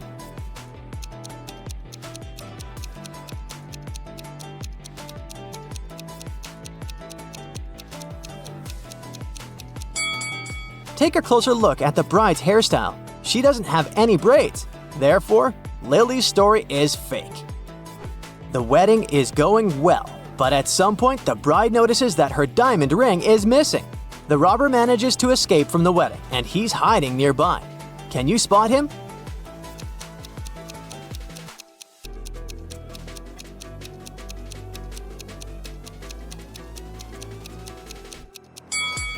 He's over here. The next morning, Bella arrives at her beauty salon. Oh no! Someone stained the walls with paint. Bella finds 3 suspects and questions them. Molly replies, "I spent the last 3 days in another state at my parents' house. You can ask them if you don't believe me." Kelly says, "Yesterday I stayed here after closing to dye my hair. Sheila was helping me with my black roots. But then we left." And Sheila says, "Yesterday I was feeling sick and left earlier. The walls were fine." Who's lying?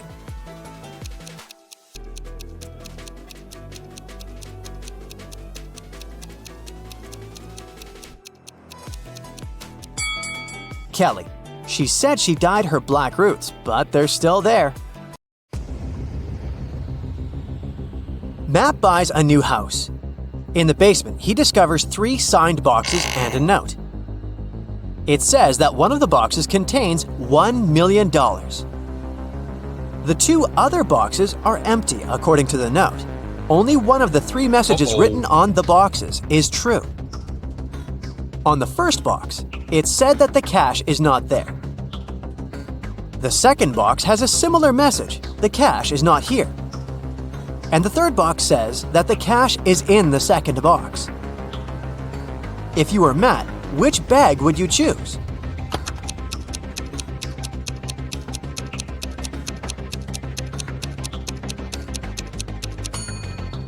Matt should choose the first bag, as we know only one of the clues is true. So the money should be in the first bag. Matt walks out of his house and goes to the garden. He pulls out his right hand. Suddenly, a bee lands on it. What's in Matt's eye?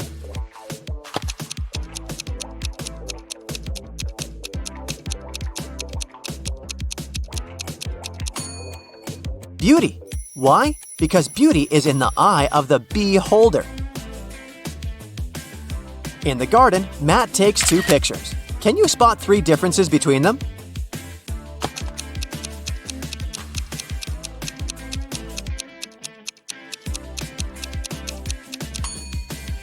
Here they are. Matt returns home and figures out that someone has broken into his house, and the thief has just left. How did Matt figure this out?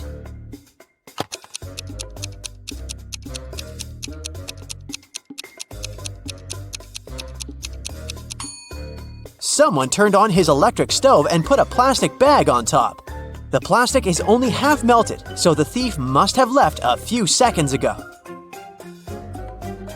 Matt goes to his favorite vegan restaurant as usual on Fridays. He orders a slice of pizza, puts it on a table, and leaves for a couple of minutes to wash his hands. Then Matt comes back and finds out that his pizza is gone. He interrogates 3 customers nearby. Harold says, "I'm not hungry, so I didn't even look at your food. I came here for the sake of coffee." Bella says, "I was having a video call with my boyfriend. He lives in another country, so we go on virtual dates every Sunday. Distance is so exhausting." And Anna says, "I was taking pictures of my food, so I didn't look around. You can check them out if you don't believe me." After hearing about what they had to say, Matt knows for sure who's a liar. What about you?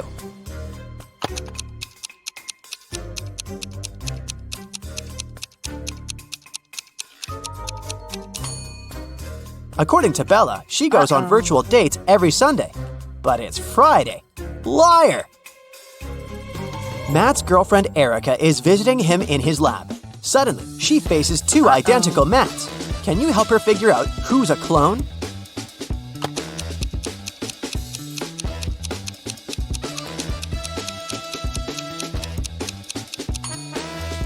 The guy on the right has a scar on his arm. Meanwhile, the clone doesn't have any because his skin is brand new. Matt goes to the mall and buys a bat and a ball for $1.10 in total. The bat costs $1 more than the ball. How much does the ball cost?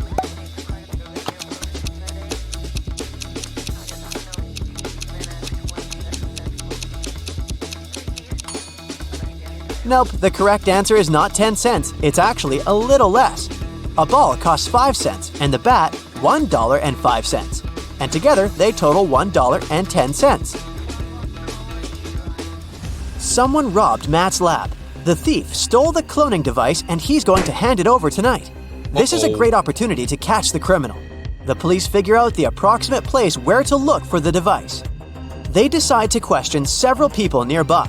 Greg says, "The garbage truck has just emptied the overhead trash cans." Jeff says, I'm in charge of these trash cans. I checked all the cans next to the yellow ones and found nothing interesting. And Bill just points at all the trash cans that someone approached today. Can you help the police find the trash can with the stolen device?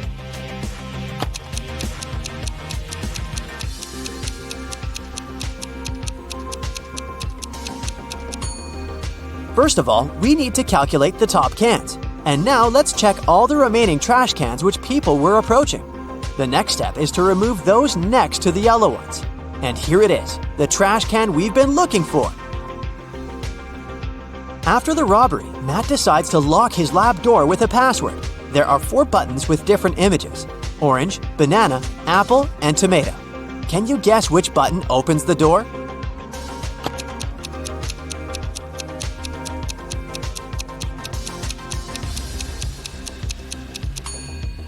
The odd one out is the tomato because all the others are fruits. So it should open the door. A priceless crystal disappeared from the local science museum. The thief left no trace behind.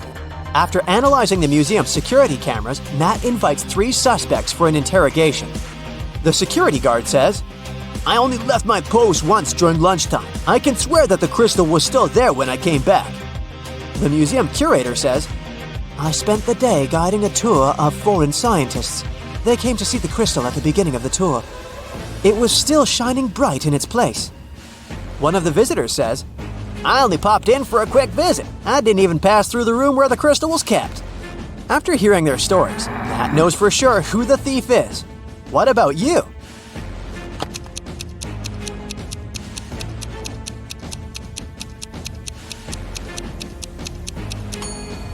It was the visitor. He hid the crystal in his sleeve.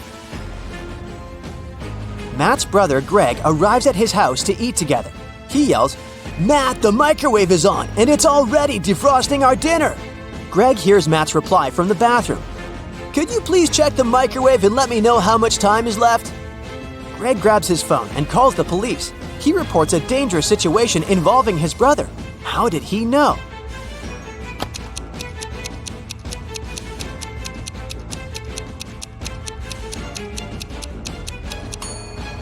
Greg is blind, so his brother would have asked him to look at the microwave because Matt knows that Greg can't see. This made Greg suspicious, and that's why he called the police. The next day, Matt wakes up in a secret abandoned lab.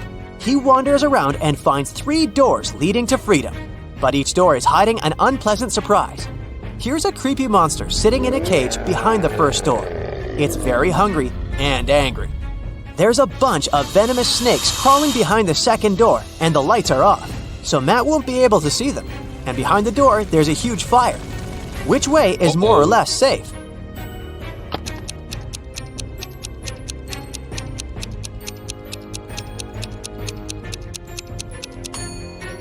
He should choose the first door. The monster is in a cage, so Matt can just pass by and escape.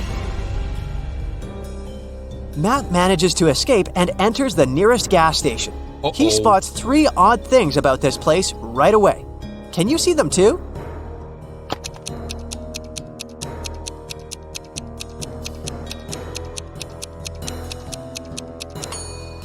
The poster with the engine oil advertisement offers a 0% discount. The cashier has an octopus tentacle instead of hands. See this package of chips? It says they have the flavor of spiders. That's weird. The cashier agrees to help Matt get home if he manages to solve his riddle. I came first on Earth, but second in heaven. I also come twice a week, but I'm found just once a year. I stay away for months, but you can find me in February. What am I?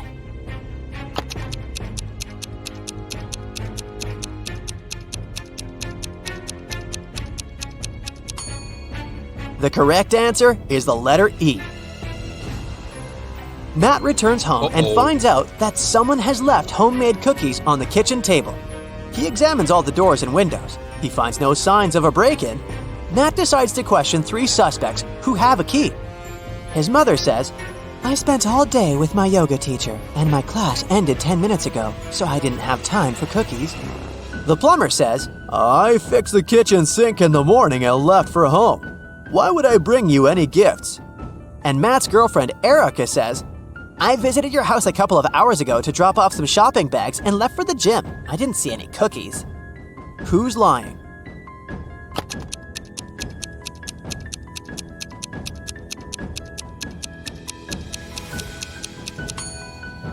The plumber.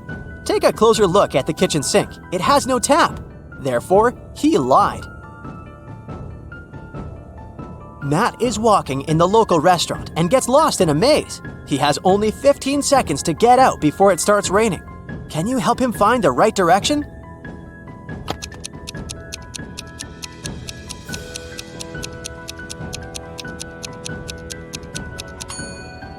Ready to see the answer? Here's the correct route.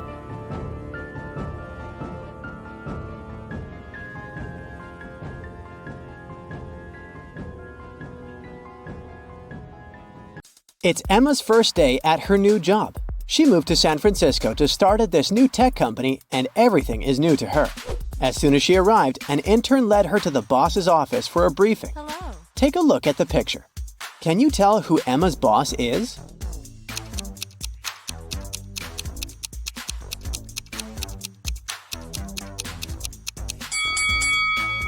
I know he looks pretty young, but it's the guy on the left. His blazer is on the boss's chair. After her briefing, Emma was sent down to the IT lab to set up her corporate account. A guy named Lanny was going to help her with everything, but he said Emma needed to answer a few of his riddles correctly first. Since she had no option, she went all in. For his first riddle, Lenny asked her why the IT department recently hired a spider. Can you help Emma out?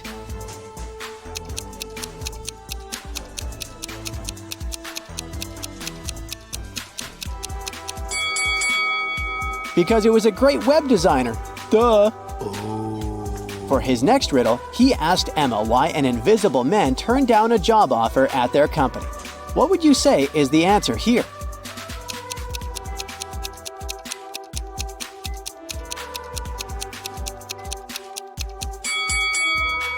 Because he simply couldn't see himself doing it. Oh. On Emma's second day of work, her boss texted her saying to look for a woman named Helen. Since he was super busy, Helen was supposed to give Emma the details of her next assignment. The thing is, Emma had no idea who Helen was. Take a look at the office. Can you help Emma find Helen?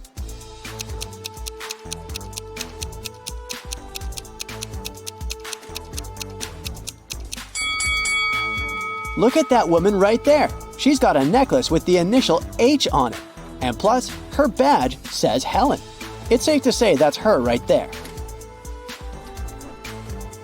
Emma's been working a lot trying to catch up with everything, so she's almost forgotten to grab lunch. By the time she went down to the cafeteria, there weren't many options left. Take a look at the picture. What's Emma's safest choice?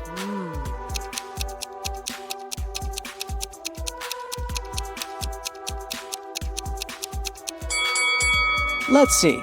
That burger looks nice, but there's a lipstick stain on the bun, so that's a no. The apple pie is steaming, but it looks like it's been microwaved dozens of times, and it's about to go bad. Oh, Her safest choice is probably the frozen pizza. okay. They defrost it on the spot. Hey, at least like this, she won't get food poisoning. At the end of the first week, Emma was helping her boss with an important project. It was late at night, and all of a sudden, the lights went out. Oh my god. The power was cut from the entire building for a few minutes, until it came back on. The boss immediately thought about the classified documents he kept in an electric safe, down in the basement. Emma tagged along with him to check out the safe, but when they got there, they saw the safe was empty. Oh my god. Someone had caused a power shortage and stolen the documents. As soon as the police arrived, they started to conduct an investigation. Lanny, the IT guy, said he got stuck inside his office when the power went out because he couldn't open the electric door. Helen, the floor supervisor, said she had taken the opportunity to take a nap since she couldn't go home. Brian, one of the new consultants, said he had gone to the kitchen to make some tea and wait until the power came back on. Can you tell who's lying?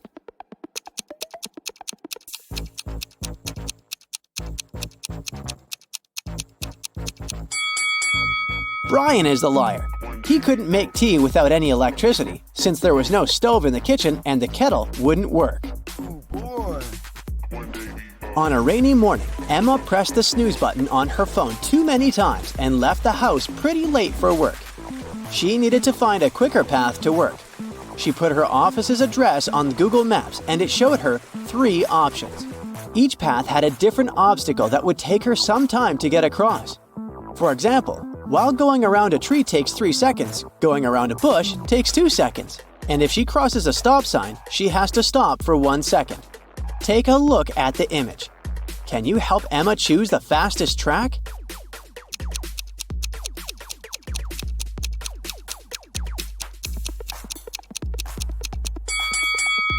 The fastest track is the one on the right. That's the track with the least obstacles. It's lunchtime and Emma goes to the fridge to grab the sandwich she brought from home. But when she opens the fridge, she notices that her food is missing. Someone probably ate her burrito. She decides to conduct a quick investigation to see who stole her lunch. Her boss ordered some expensive takeout from a new restaurant in town. Joe, her colleague, is highly allergic to gluten, so he ate something he brought from home as well. Helen, the supervisor, ate a delicious salad bowl from the cafeteria. Take a look at the picture. Can you guess who stole Emma's lunch?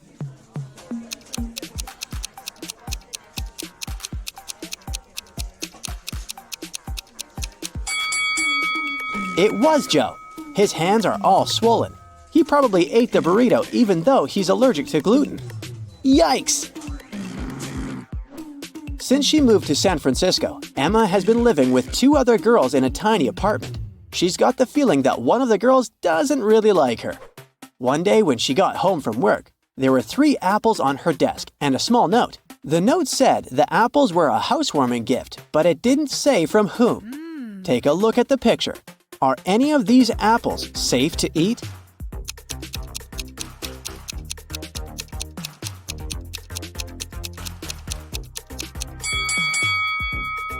The one that has the little worm in it is the safest one. Who knows? Maybe the other ones are poisoned, or worse. Emma's boss asked her to pick up his car from the car shop and drive it to their office. She wanted to impress him, so she said yes. She picked up the car and drove it through the steep hills of San Francisco before arriving at the office building. Once she got there, she saw the reception was on fire. Right next to the double glass doors, there was a fire hydrant she could use to fight the fire. Which door should Emma open first?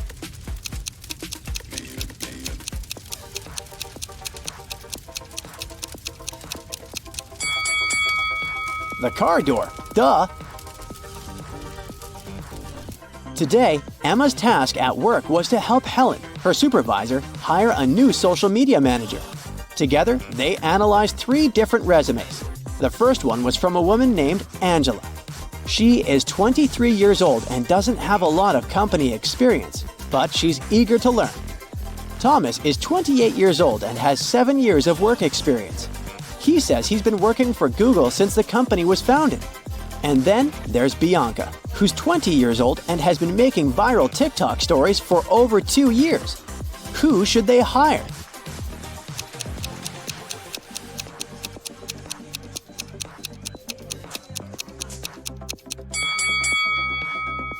They should probably hire Angela. Thomas lied in his resume because Google was founded in 1998, and Bianca can't be an expert at making TikTok stories since TikTok doesn't have this option to begin with.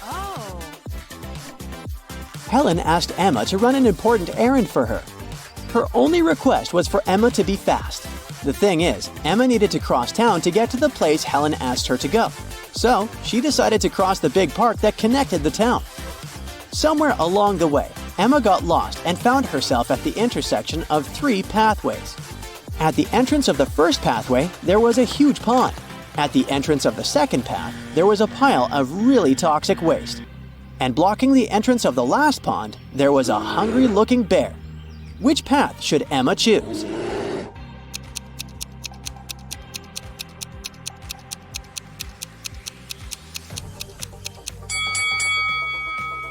She should go for the first one. Sure, she'll be a bit wet, but at least she won't be eaten by a bear. At the entrance of Emma's new apartment, someone installed a coded machine to open the door, but didn't give any hints. The buttons are shaped like animals. There's a butterfly, a tiger, a bear, and a dolphin. Do you have any idea which button Emma should press?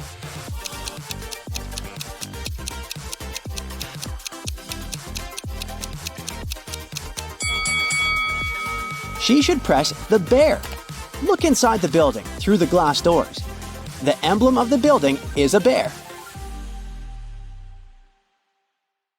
A mysterious, daring thief committed a series of bank robberies in the city.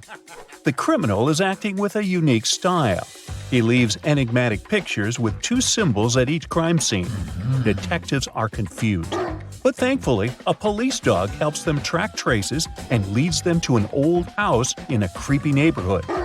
The detectives find 3 suspects, but each of them has a strong alibi.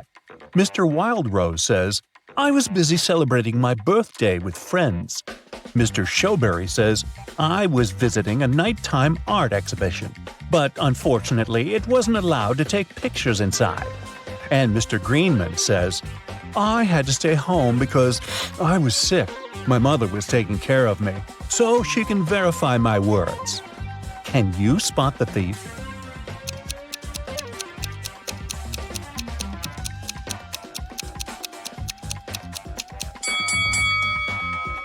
Do you remember the picture of the crime scene? It shows a snowflake and a berry. This hint points to Mr. Snowberry. The detectives arrest Mr. Snowberry, but he finds a way to escape from his cell. The policemen are chasing him around a 2-story jail building. Mr. Snowberry hides on the roof and decides to jump off it. Can you guess why he decided to jump instead of climbing this tree?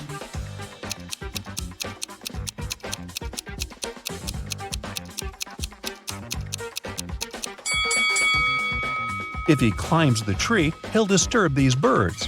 They'll fly away and the police will notice him.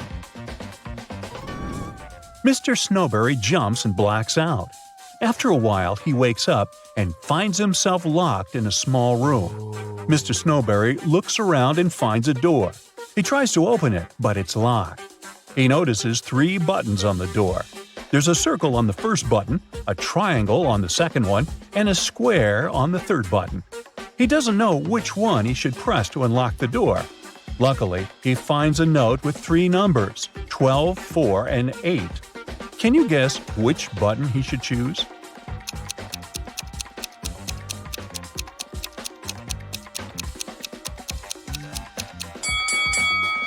There's a clock right above the door, and it's here for a reason. If we draw lines connecting 12, 4, and 8, we'll get a triangle. So he should press the triangle button. Mr. Snowberry manages to escape. He's starving and makes a stop at a restaurant. The waiter brings 2 trays of food. There are 3 differences between these meals. Can you spot them?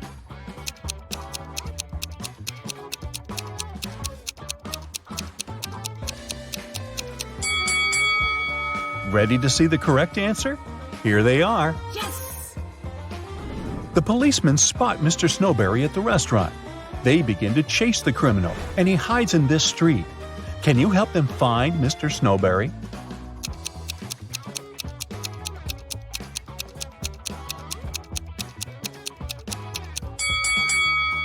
He's over here. Finally, Mr. Snowberry ends up in jail. But the city is shocked by another crime that happened in a historical museum. Someone stole an ancient emerald statue during an exhibition. This artifact is expensive and very rare. So the detective starts his investigation immediately. He finds 3 suspects who were standing close to the crime scene.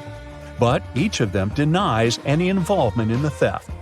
Jeff says, "I was recently released from prison. I'd like to recover my reputation, so I avoid any trouble with the law." Peter, who claims to be a writer, says, "I would never risk my reputation for the sake of some stupid statue." And Frank says, "Sir, I'm a billionaire. I have enough money to buy this entire museum." Who is lying?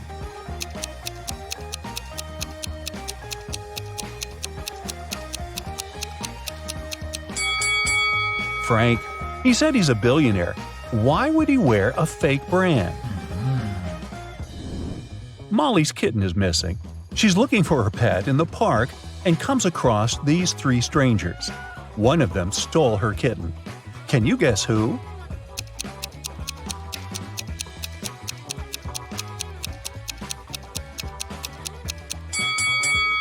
The first lady is just holding a bag with a toy cat. The second lady is pregnant. But the third guy is hiding a real kitten under his clothes. A weird incident happened at Mr. Green's hotel. All the fish disappeared from the aquarium. It's late, so Mr. Green suspects only 4 employees. Bobby, the porter, says, "I spent the whole day carrying guest bags, so I simply didn't have time for any thefts." The cleaner, Amy, says, "When I arrived at work, the aquarium was already empty." The waiter, Harry, says, "I was working all day, so I didn't walk near the aquarium." Meanwhile, Mary, the manager, says, "I don't like fish at all. I prefer dogs." After hearing their stories, Mr. Green knows for sure who stole the fish. What about you?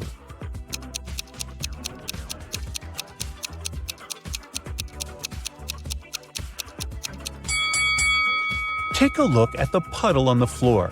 Seems like Harry has recently gotten soaked, probably because he was trying to catch the fish from the aquarium. Oh no! Lauren checks into Mr. Green's hotel. In the lobby, she meets 3 porters who offer to take care of her luggage, but only one of them is trustworthy. Can you guess who?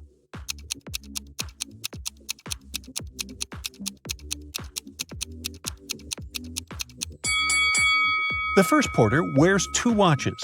one on his left hand and one on his right. The left watch is too big, so it's probably stolen. Really? It's not safe to trust your luggage to a thief. And the third porter is a ghost. His feet don't touch the ground. Therefore, Lauren should trust the second guy. Me? I just get out of that hotel. Anyway, Lauren goes to the local nightclub. Kyle, Tom, and Nick invite her to dance. But only one of them is safe to dance with. What's your guess?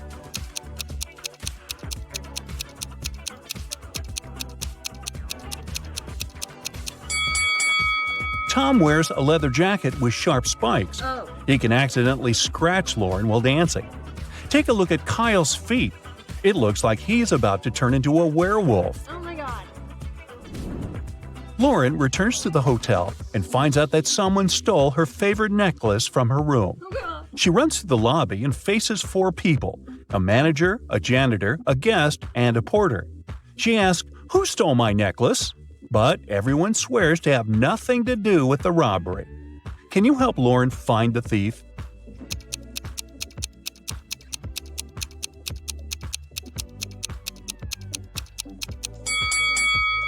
It's the manager. She hid Lauren's necklace in her glass of water. What? The next morning, Lauren is having breakfast in the garden. Suddenly, somebody pulls a paint bucket prank on her. Take a look at the hotel guests. Can you figure out who did it?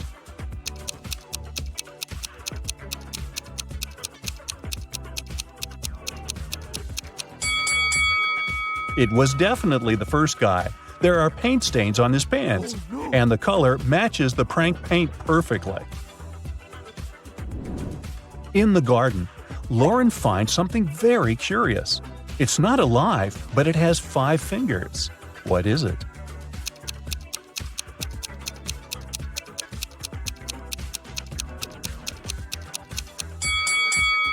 A glove. Mr. Green enters his office and finds a pleasant surprise on his desk. Someone brought a huge box of his favorite chocolates. Yes. Mr. Green questions his employees, but everyone swears to have nothing to do with the gift. The cleaning lady, Glenda, says, "Sir, I haven't entered your office room yet. I was too busy cleaning the bathrooms." The hostess, Holly, said, "I entered your room 2 hours ago to bring some documents. I didn't notice any chocolates." And the manager, Kara, said, "Wow, I had no idea you like chocolates. I started my shift 30 minutes ago and I didn't leave the lobby." Who's the secret admirer? Can you guess?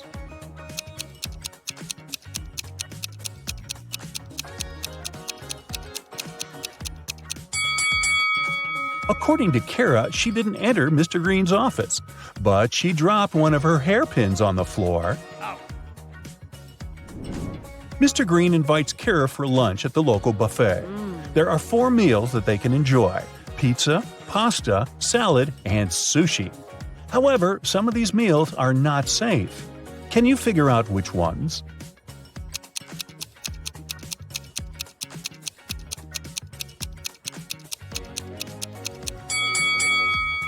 This pasta contains shoelaces, so it's not safe to eat. And there's a bee sitting on the sushi. It can sting, so this option isn't safe either. Lauren goes for a walk in the forest. Suddenly, she sees a weird cave with mysterious lights. Oh my god. She enters the cave and gets teleported to a parallel universe. Can you help her spot the difference between this reality and the normal world?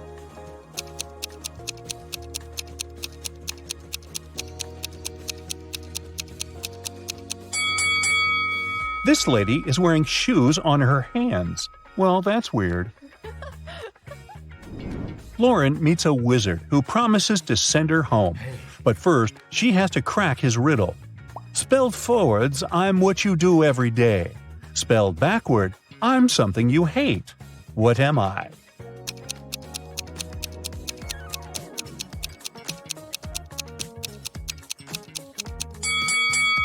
If we spelled live backwards, we'll get evil. So the correct answer is live. Harry and Larry are twins. They were born in May, but their birthday is in June. How is this possible?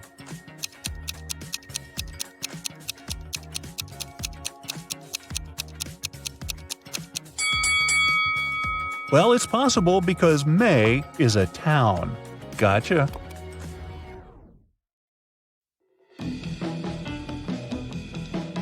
Anna and Barbara are cleaners at a fancy hotel.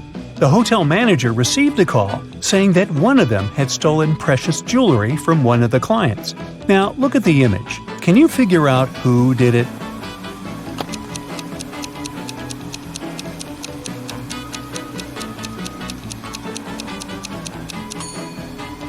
It was Anna. If you look closely, there's a shiny diamond inside that cleaning bucket. Uh-oh.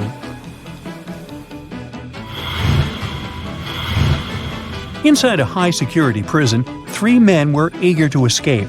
The first one was trying to break the cell bars. The second one was working out every day to get strong. The last one was quietly reading a book. One of these prisoners came from the future. Can you tell who?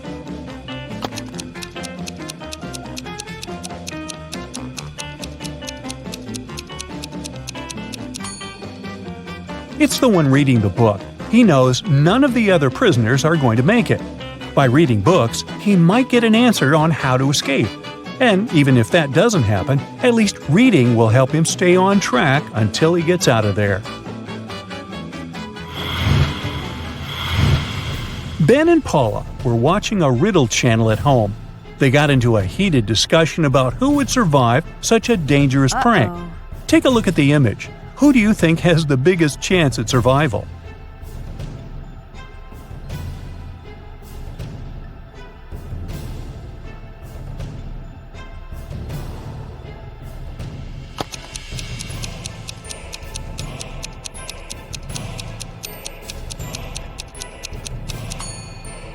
It's the lady with the snakes. I know that sounds dangerous, but the snakes are small and not poisonous. Dan enrolled in a photography class. For his latest assignment, he needed to take a landscape picture and present it to the class. But Dan didn't have time to do the assignment, so he decided to Photoshop an image and show it in class. The teachers and students immediately saw that the picture wasn't real. How could they tell?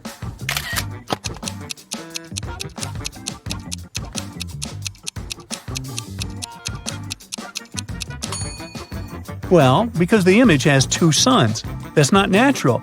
At least not on planet Earth. Maybe Tatooine. Otto decided to take a chance on online dating. After a few days, he started talking to Mandy. They got along pretty well and decided to meet in person. They agreed to meet in Mandy's favorite cafe. She told Otto that she would be using a couple of red hair clips and it should be easy for him to find her. But as soon as Otto arrived there, 3 women were using red hair clips. They were in fashion apparently. So take a look at the image. Can you help Otto find Mandy?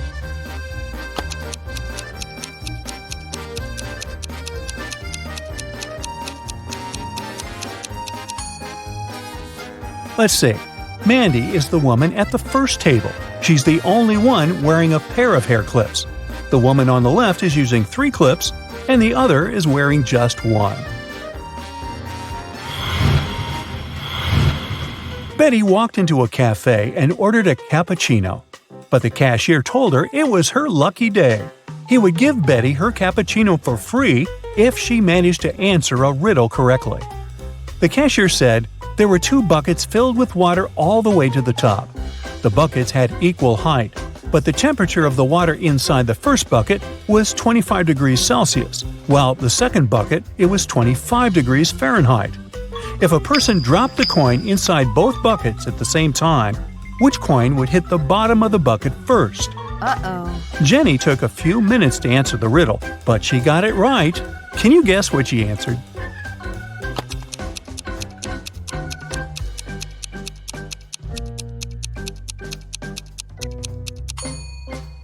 She said it would hit the bottom of the first bucket first. It had to do with the state of the water in each bucket. At 25 degrees Celsius, the water is liquid, while at 25 degrees Fahrenheit, it turns to ice. Amy lives in a cozy townhouse with 3 roommates, Jill, Alice, and Nora. take a look at these 4 bedrooms. Can you tell which one belongs to Amy?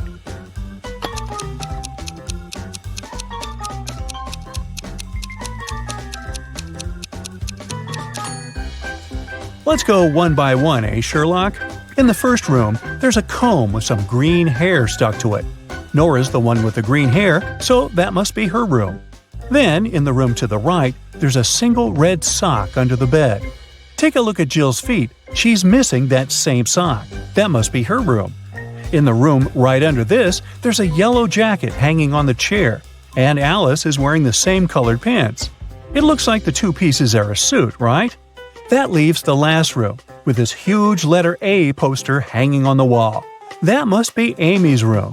Whew, that took some work.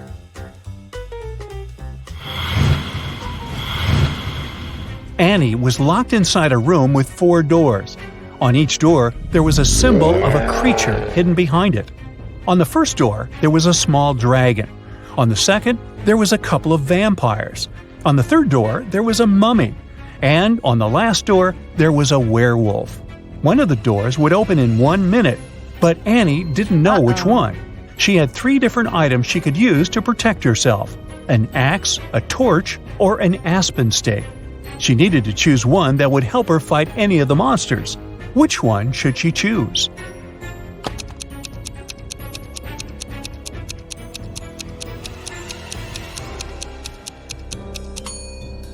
Her best option would be to choose the torch. The torch's fire can scare off any of the creatures and protect Annie. Olivia was running a marathon. Right before the finish line, she did her best and outran the person who was running in second place. The woman was happy and excited that she was going to win, but in a few seconds, she was very disappointed. Why?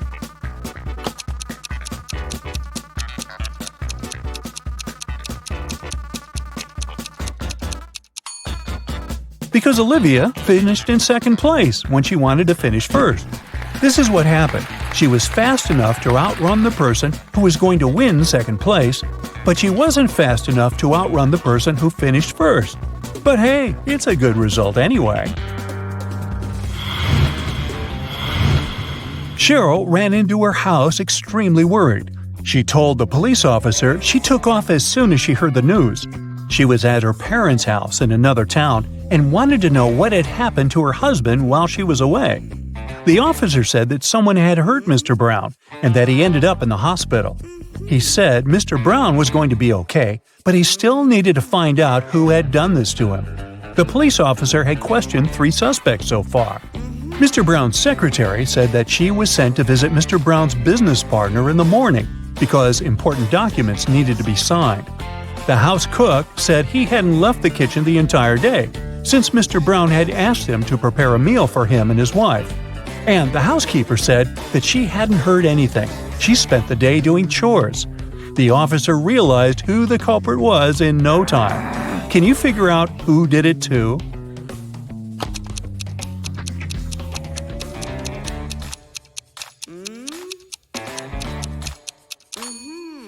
It was the cook. Mr. Brown probably didn't ask him to cook anything for his wife since she was out of town all along.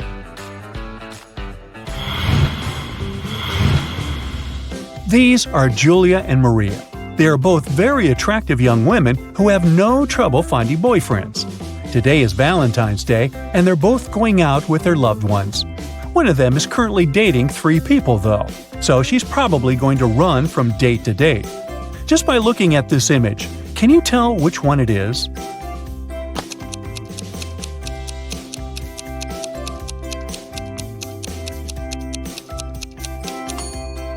It's Maria, the one on the left. If you look at her workstation, she's got 3 presents lined up, one for each person she's currently seeing, who, I'm just guessing here, probably don't know about the others.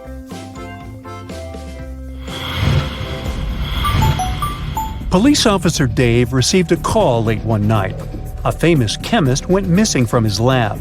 After searching the lab thoroughly, Dave found a note with random numbers scribbled on it. The note read 26 3 58, 28 27 57 6.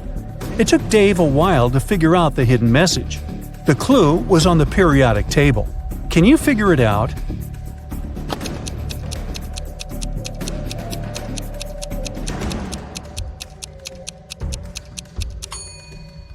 The chemist was smart.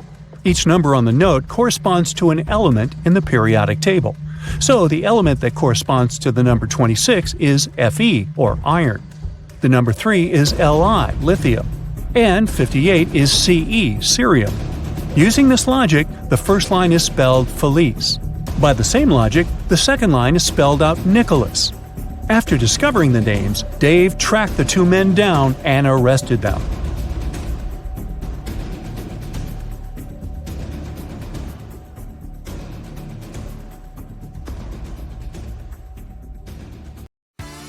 Mensa is a society for people with high IQs. Let's solve some challenging puzzles and test your IQ. We are at a birthday party and playing a fun game called musical seating. Guess whose birthday it is? 6 cozy sofas numbered from 1 through 6, and we have 6 guests. The seats are placed in a circle. Hit it, DJ! People start to circle around the sofas. When the music stops, everyone quickly sits down on the sofas. They make sure each sofa has just one guest. No squeezing next to a friend. As they settle in, everyone faces the center and the lucky person celebrating their birthday.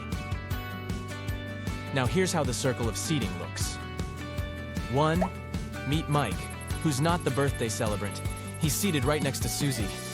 But don't expect Susie to be gazing at the birthday person. She's not seated directly across from them. 2. Julia, on the other hand, makes sure she's not cozying up next to Yuri. 3. Nat is a pro gamer and gets seated first. 4. Victor is 2 seats to the right of Julia. 5.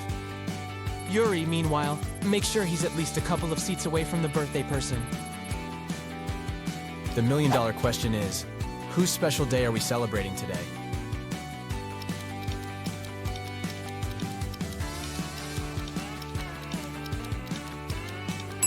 It's Julia's birthday. So, from our clues, we know that Mike sits next to Susie, Victor is 2 seats to the right of Julia, and Yuri isn't too close to the birthday person. So, looking at the circle clockwise, we have Mike, Susie, Victor, another sofa, Julia, and another sofa. Now, considering the second clue, our arrangement is narrowed down to Mike, Susie, Yuri, Victor, Nat, and Julia. Finally, using clue 5 to spot the birthday person, we're left with Julia, Mike, or Nat. But rule number 1 eliminates Mike and Nat, leaving us with Julia sitting on sofa 1, Mike occupying sofa number 2, Susie sitting on sofa number 3, Yuri on the 4th sofa, Victor on sofa number 5, and Nat occupying sofa number 6. So, happy birthday, Julia. Let's move on. A police chase puzzle. Only true detectives can solve this one. We're in a sprawling city whose streets form an infinite grid, crisscrossing in every direction. What's important for us is the main street. It boasts police officers stationed at every 100 blocks. A thief is now lurking in the city's shadows, and our mission is to guarantee they'll run right into the arms of the law forces. There's an important thing to consider. The thief has nimble feet and can dash faster than any officer, but the officers can see infinitely far. Think of these as their superpowers. Oh, and both the police and the thief are in the street at all times. Think about your strategy.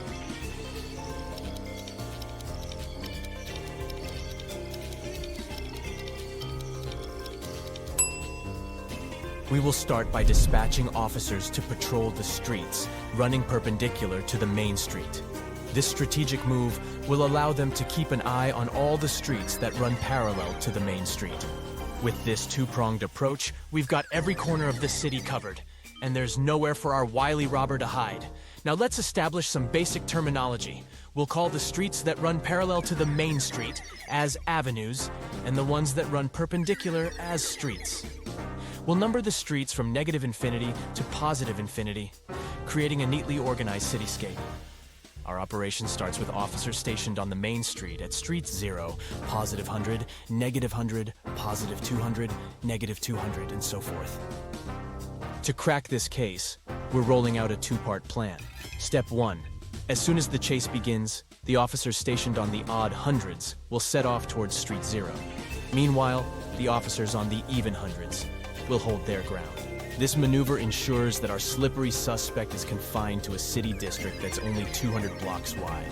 Anytime they cross a street that's a multiple of 200, they'll be squarely in the view of an officer stationed at the intersection of that street and the main street.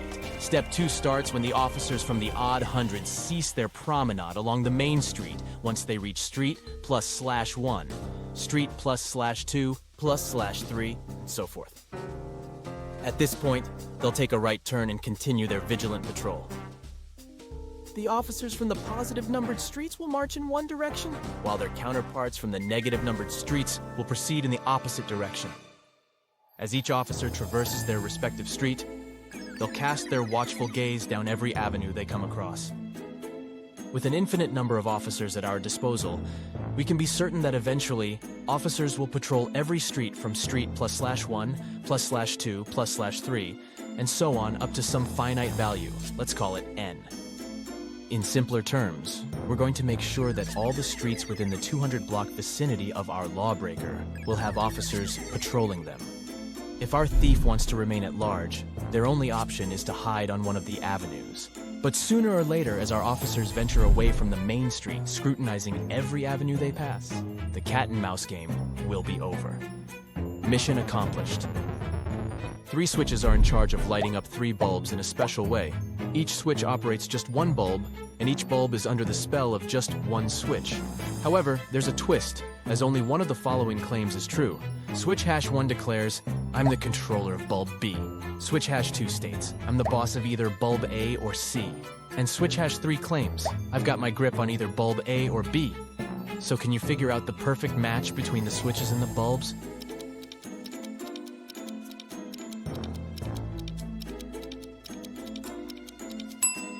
If you said switch #1 goes with C, switch #2 gets on with B, and switch #3 pairs up with A, then you solved the puzzle. The key is that only the last statement is true. If the first statement was true, then the other 2 would have to be false. This would create a problem because switch #1 would have to control both B and C. If the second statement told us the truth, switch #2 would control A or C, leaving bulb B in the dark. This isn't allowed. Lastly, if the third statement was true, then switch #3 would control A or B, making switch #1 control A or C, and switch #2 control B. This arrangement works. Voila. The first 2 statements are not true. The next puzzle is a morning dilemma. This one is from the Department of Physics of Oxford University. So you're running late for work, but also craving a caffeine kick. You pour yourself a steaming cup of black coffee, but it's hot to handle. How can your cuppa cool down more effectively? You have 2 options. You can go all in, adding milk right away, and then patiently twiddle your thumbs for a few minutes before taking a sip. Or you can play it cool, letting your coffee sit for a few minutes and then swoop in with the milk just before that first sip.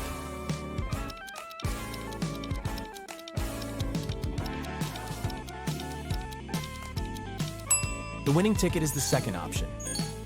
Here's why. Your coffee starts off hotter than in option 1 when you introduce the milk. The thing is, hotter things have a knack for cooling down faster, thanks to a bigger temperature gap with their surroundings. So, in option 2, your coffee is racing against time, cooling down at a quicker pace. Interestingly, both options result in the same amount of time needed to cool the drink down, but at different rates. Since nearly all these puzzles are from Mensa, let's define this global brainy community. It boasts over 150,000 members from all walks of life, spanning more than 90 countries around the globe. But what exactly do they do? Imagine a bustling place where members dive into the intellectual deep end through captivating lectures, enlightening journals, and special interest groups. Jenna and Hannah are best friends. They've been dating their boyfriends for over 3 years. They often get together and daydream what their perfect proposals would look like. One day, something almost magical happened. While Jenna's boyfriend proposed to her during a romantic dinner, Hannah's boyfriend proposed on their weekend away. Take a look at both of these pictures. Can you tell which proposal is fake?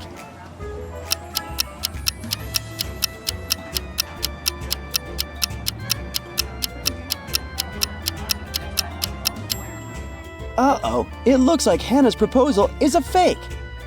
Look at her boyfriend's finger. He's got another ring there. Mona is a successful oil painter, and she is living her best life in New York City. One day, out of the blue, she got a love letter from one of her university pals. The letter said how much this person has always admired Mona and dreamt of dating her. But the thing is, the letter wasn't signed, so she had no idea who had written it. Take a look at the pictures. Can you guess which one of these people is in love with Mona?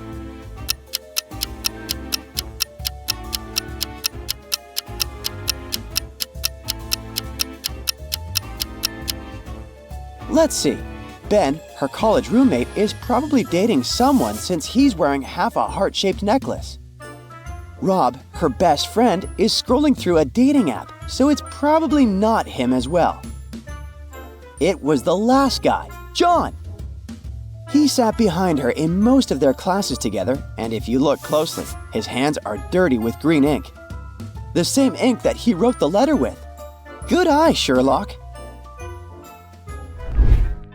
You've been single for a few years now, and your best friend decided to introduce you to someone. It turns out that her boyfriend's best friend recently became single.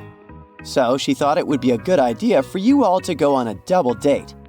She sent you the time and place, and you showed up looking gorgeous. Take a look at the restaurant. Can you guess which table you should head towards?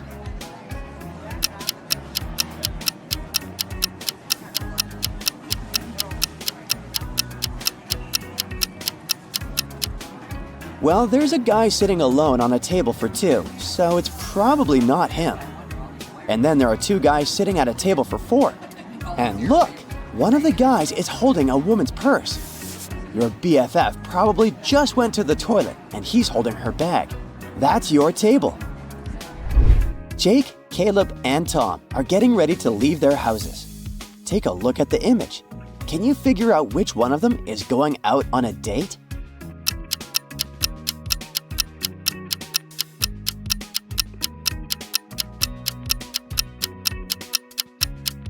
It's Caleb. If you look closely, he has a chocolate box with a beautiful ribbon on top of his desk.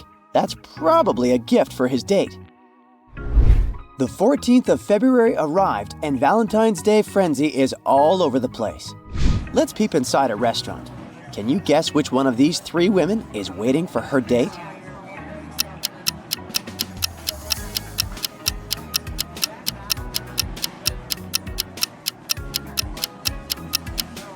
The woman at the first table is probably waiting for her friend to come back from the bathroom since there's a purse across from her on the table.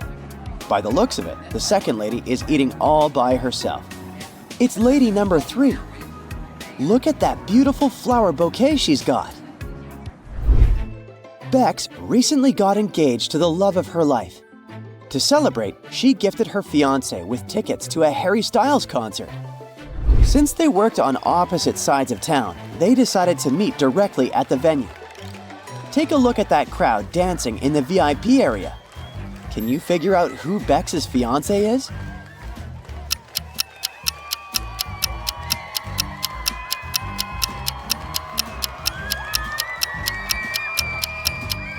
It's that blonde guy in the middle.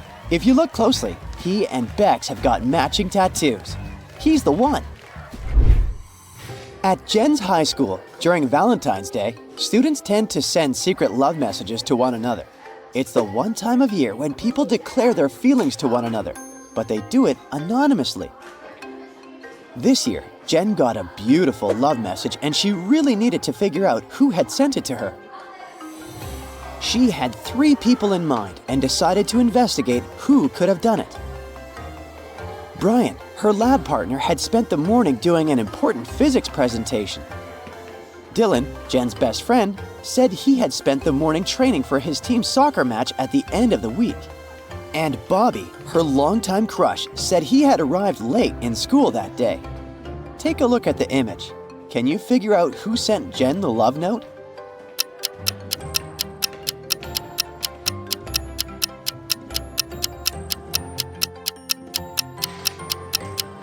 It was Dylan. He had said he had spent the morning in soccer training, But the note behind him said practice was canceled due to the awful weather. Oh, Cupid. Carly and her boyfriend traveled to Chicago for the first time ever. They spent the entire day sightseeing and decided to stop for a while on a park bench to rest. Take a look at the picture. Who is Carly's boyfriend?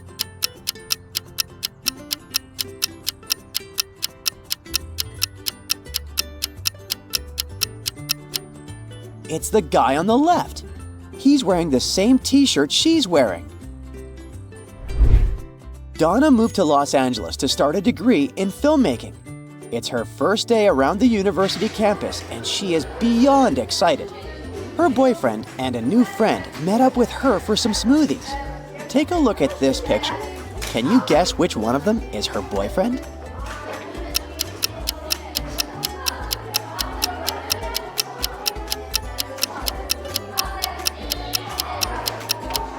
It's the guy on the left. They're both wearing a similar yellow badge, and it says, "I love you" in it. Good eye. Sean is a world-famous pop singer. He rarely uses his social media accounts, but he decided to do a live stream of his new album, out of the blue. His fans went crazy and started looking for Easter eggs about his personal life all over the place. Take a look at the photo. Can you tell if Sean is single or dating?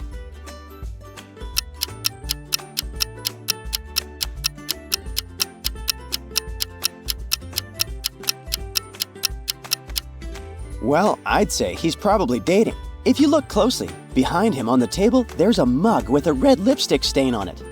Maybe it's nothing serious, but who knows? Megan arrived home after a very long business trip. She was excited to see her boyfriend after such a long time. But when she arrived home, he was nowhere to be found. That's when she got a text from him telling her she was about to play a game of hide and seek. Take a look at the image. Can you help Megan find her boyfriend?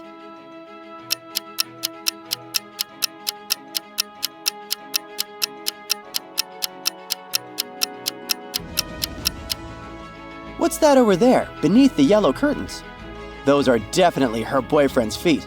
Way to go, you! Selena and Tim have been dating for ages, but Selena is always complaining that their relationship has lost its spark.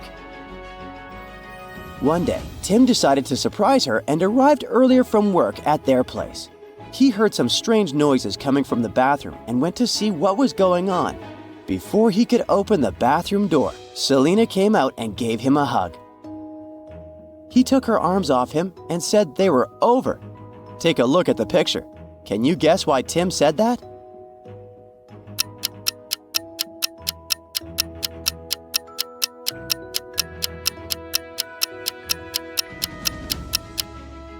Because Selena was cheating on him. There's a guy hiding behind the shower curtains.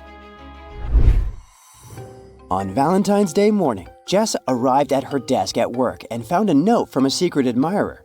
As she opened the letter, she noticed that the message was encoded and she would need to break her head a little bit to read it.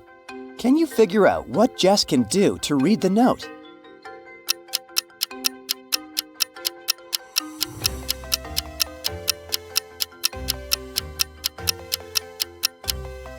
Let's see. Each group of words has 5 letters in them, and there are 5 groups of words. So if we organize them in a 5x5 table and read them vertically, you'll be able to figure out what was written in the note. Apparently, Colton wants to go out with Jess. Yay! There are Mary and Emily. They're both very attractive ladies who always seem to be dating. This Valentine's Day, one of them has got 2 dates lined up, back to back. Just by looking at this image, can you tell which one it is?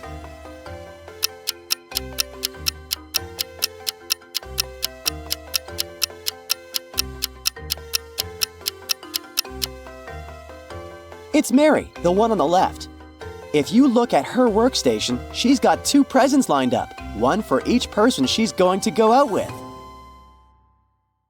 You're a fast and furious racer on a tropical island. You find a new motorbike online and call the salesman to arrange a test drive.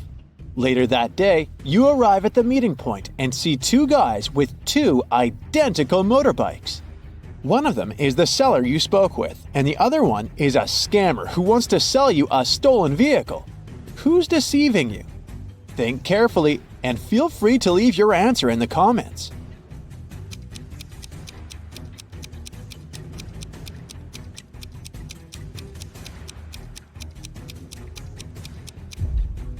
The salesman text message has the logo of his motorcycle store. The guy on the right has a baseball hat with the same logo. Therefore, he must be the store's official representative. Therefore, the guy on the left is a scammer. Congrats! The motorbike is now yours. You hit the road and you make your way across the pier. Suddenly you spot 3 people. Whom will you save first? Let us know in the comments.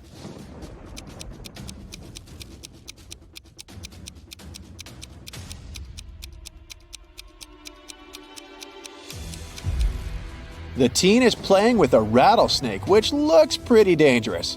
But luckily, it's not real, see? It has a barcode on the side, so it's just a toy. The lady is about to jump into the sea infested with sharks. But look carefully, she's just posing. Her boyfriend is filming a video.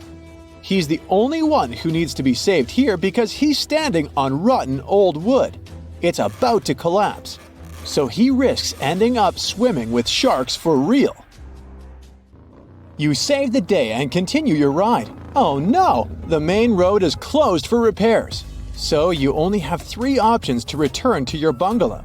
The first route is the notorious mountain spiral road, known for its rock falls. The second road is flat, but it leads through a jungle inhabited by crocodiles. And the third road is half flooded because it lies through the old cursed swamp. Which way will you choose to stay alive? Don't forget to share your answer in the comments section below.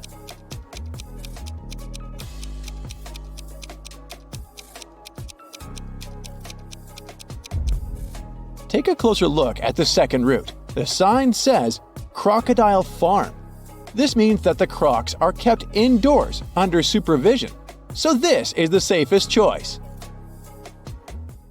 You take the second route and decide to visit the crocodile farm.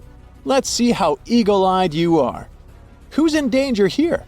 Write it down in the comments faster than the other bright side detectives.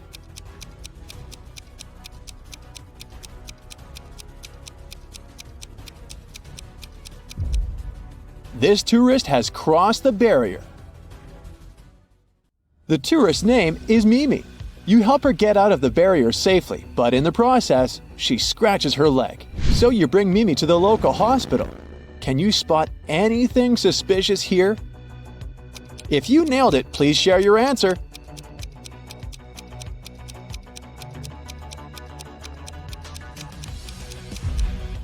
Easy peasy. The windshield of this ambulance car is covered with white paint.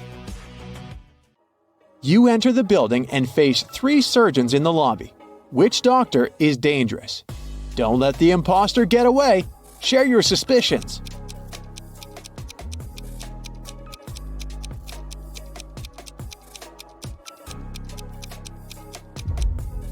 The first doctor is sleeping, but maybe she's just tired after a long shift. The second lady doesn't wear any gloves, but it's not a crime. She's having a coffee break. Meanwhile, the third lady's nails are too long and fancy for a surgeon's work, and she brought an open medical syringe to the lobby, which is not very hygienic. The doctor takes Mimi away. You decide to have a walk around the hospital and face the following scene. 2 greatest enemies, Gia and Kai, wake up simultaneously in a hospital room. Both immediately grab the scissors and try to cut each other's IV drips. Who's more likely to survive? Think carefully and tell us your answer in the comments.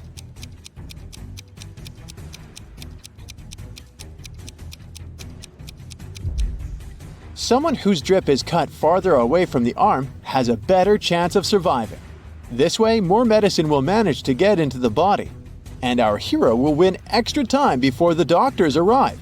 So it's likely going to be Gia. You're starving, so you go to the local food court. Too late, it's already closed. Oh look, this kiosk is still working. There are 3 burgers left to choose from, but only one of them is safe to eat. Hit the like button if you can spot any poisoned food right away.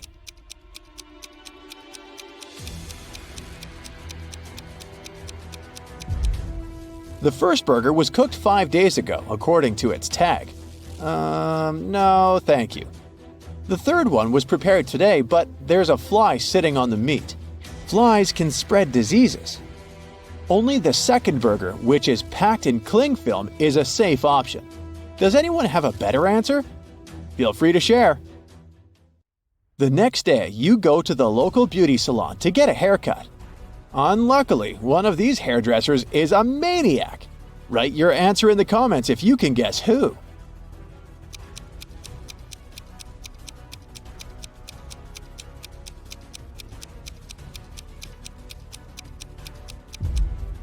It's the second hairdresser. The fire haircut technique is pretty normal these days, but he's also hiding an axe in his pocket, which is far from normal. Busted! Your haircut is done, and now it's time to chat with your buddies. They send you some selfies. Sally is getting ready to skydive. Bobby is taking a yoga class. And Caleb is riding an ATV through a desert. Who's least likely to survive? Give this video a thumbs up if you already know the answer.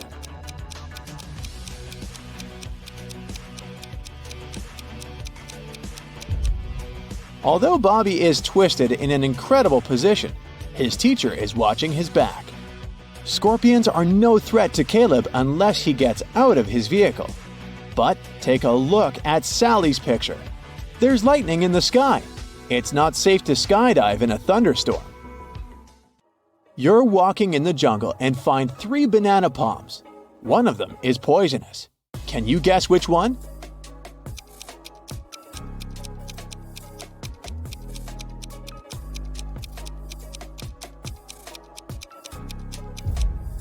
Okay, the first stack looks bad at first glance because its bananas have turned dark, but it doesn't mean that they're poisonous. The third palm has the fewest bananas, so probably many people were eager to eat them.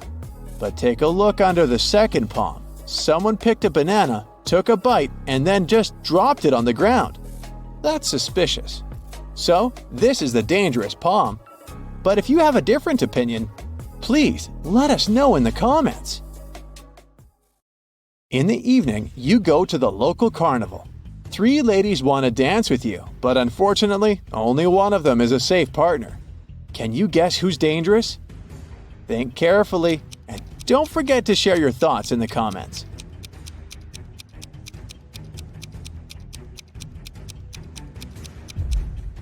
Although the first lady is wearing a cute rabbit mask, she's a thief. She's sneaking a phone from a guy in the crowd. Take a closer look at the third lady. A broken glass bottle sticks out of her pocket. It's not very safe to dance around her. Thus, only the second lady is safe. There are 3 routes you can take. The first path is covered with hot coals. The second with gross worms and toads. The third one with beautiful roses. Which path would you choose? Be sure to let us know in the comments.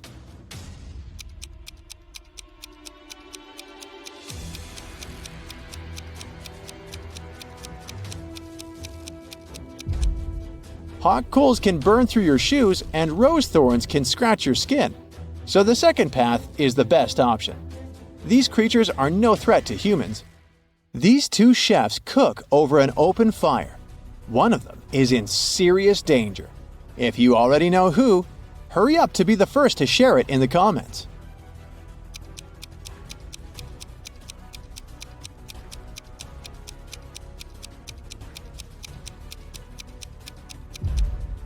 Well, well. Take a closer look at the first chef. His scarf is already smoking. It's about to burst into flames.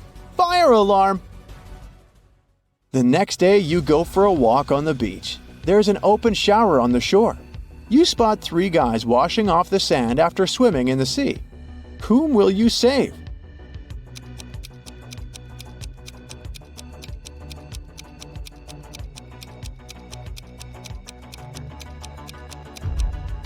The third guy is in danger. Take a look at the bottle he's using to wash his hair. It says bleach. Bad idea, buddy. Hit the like button if you nailed it.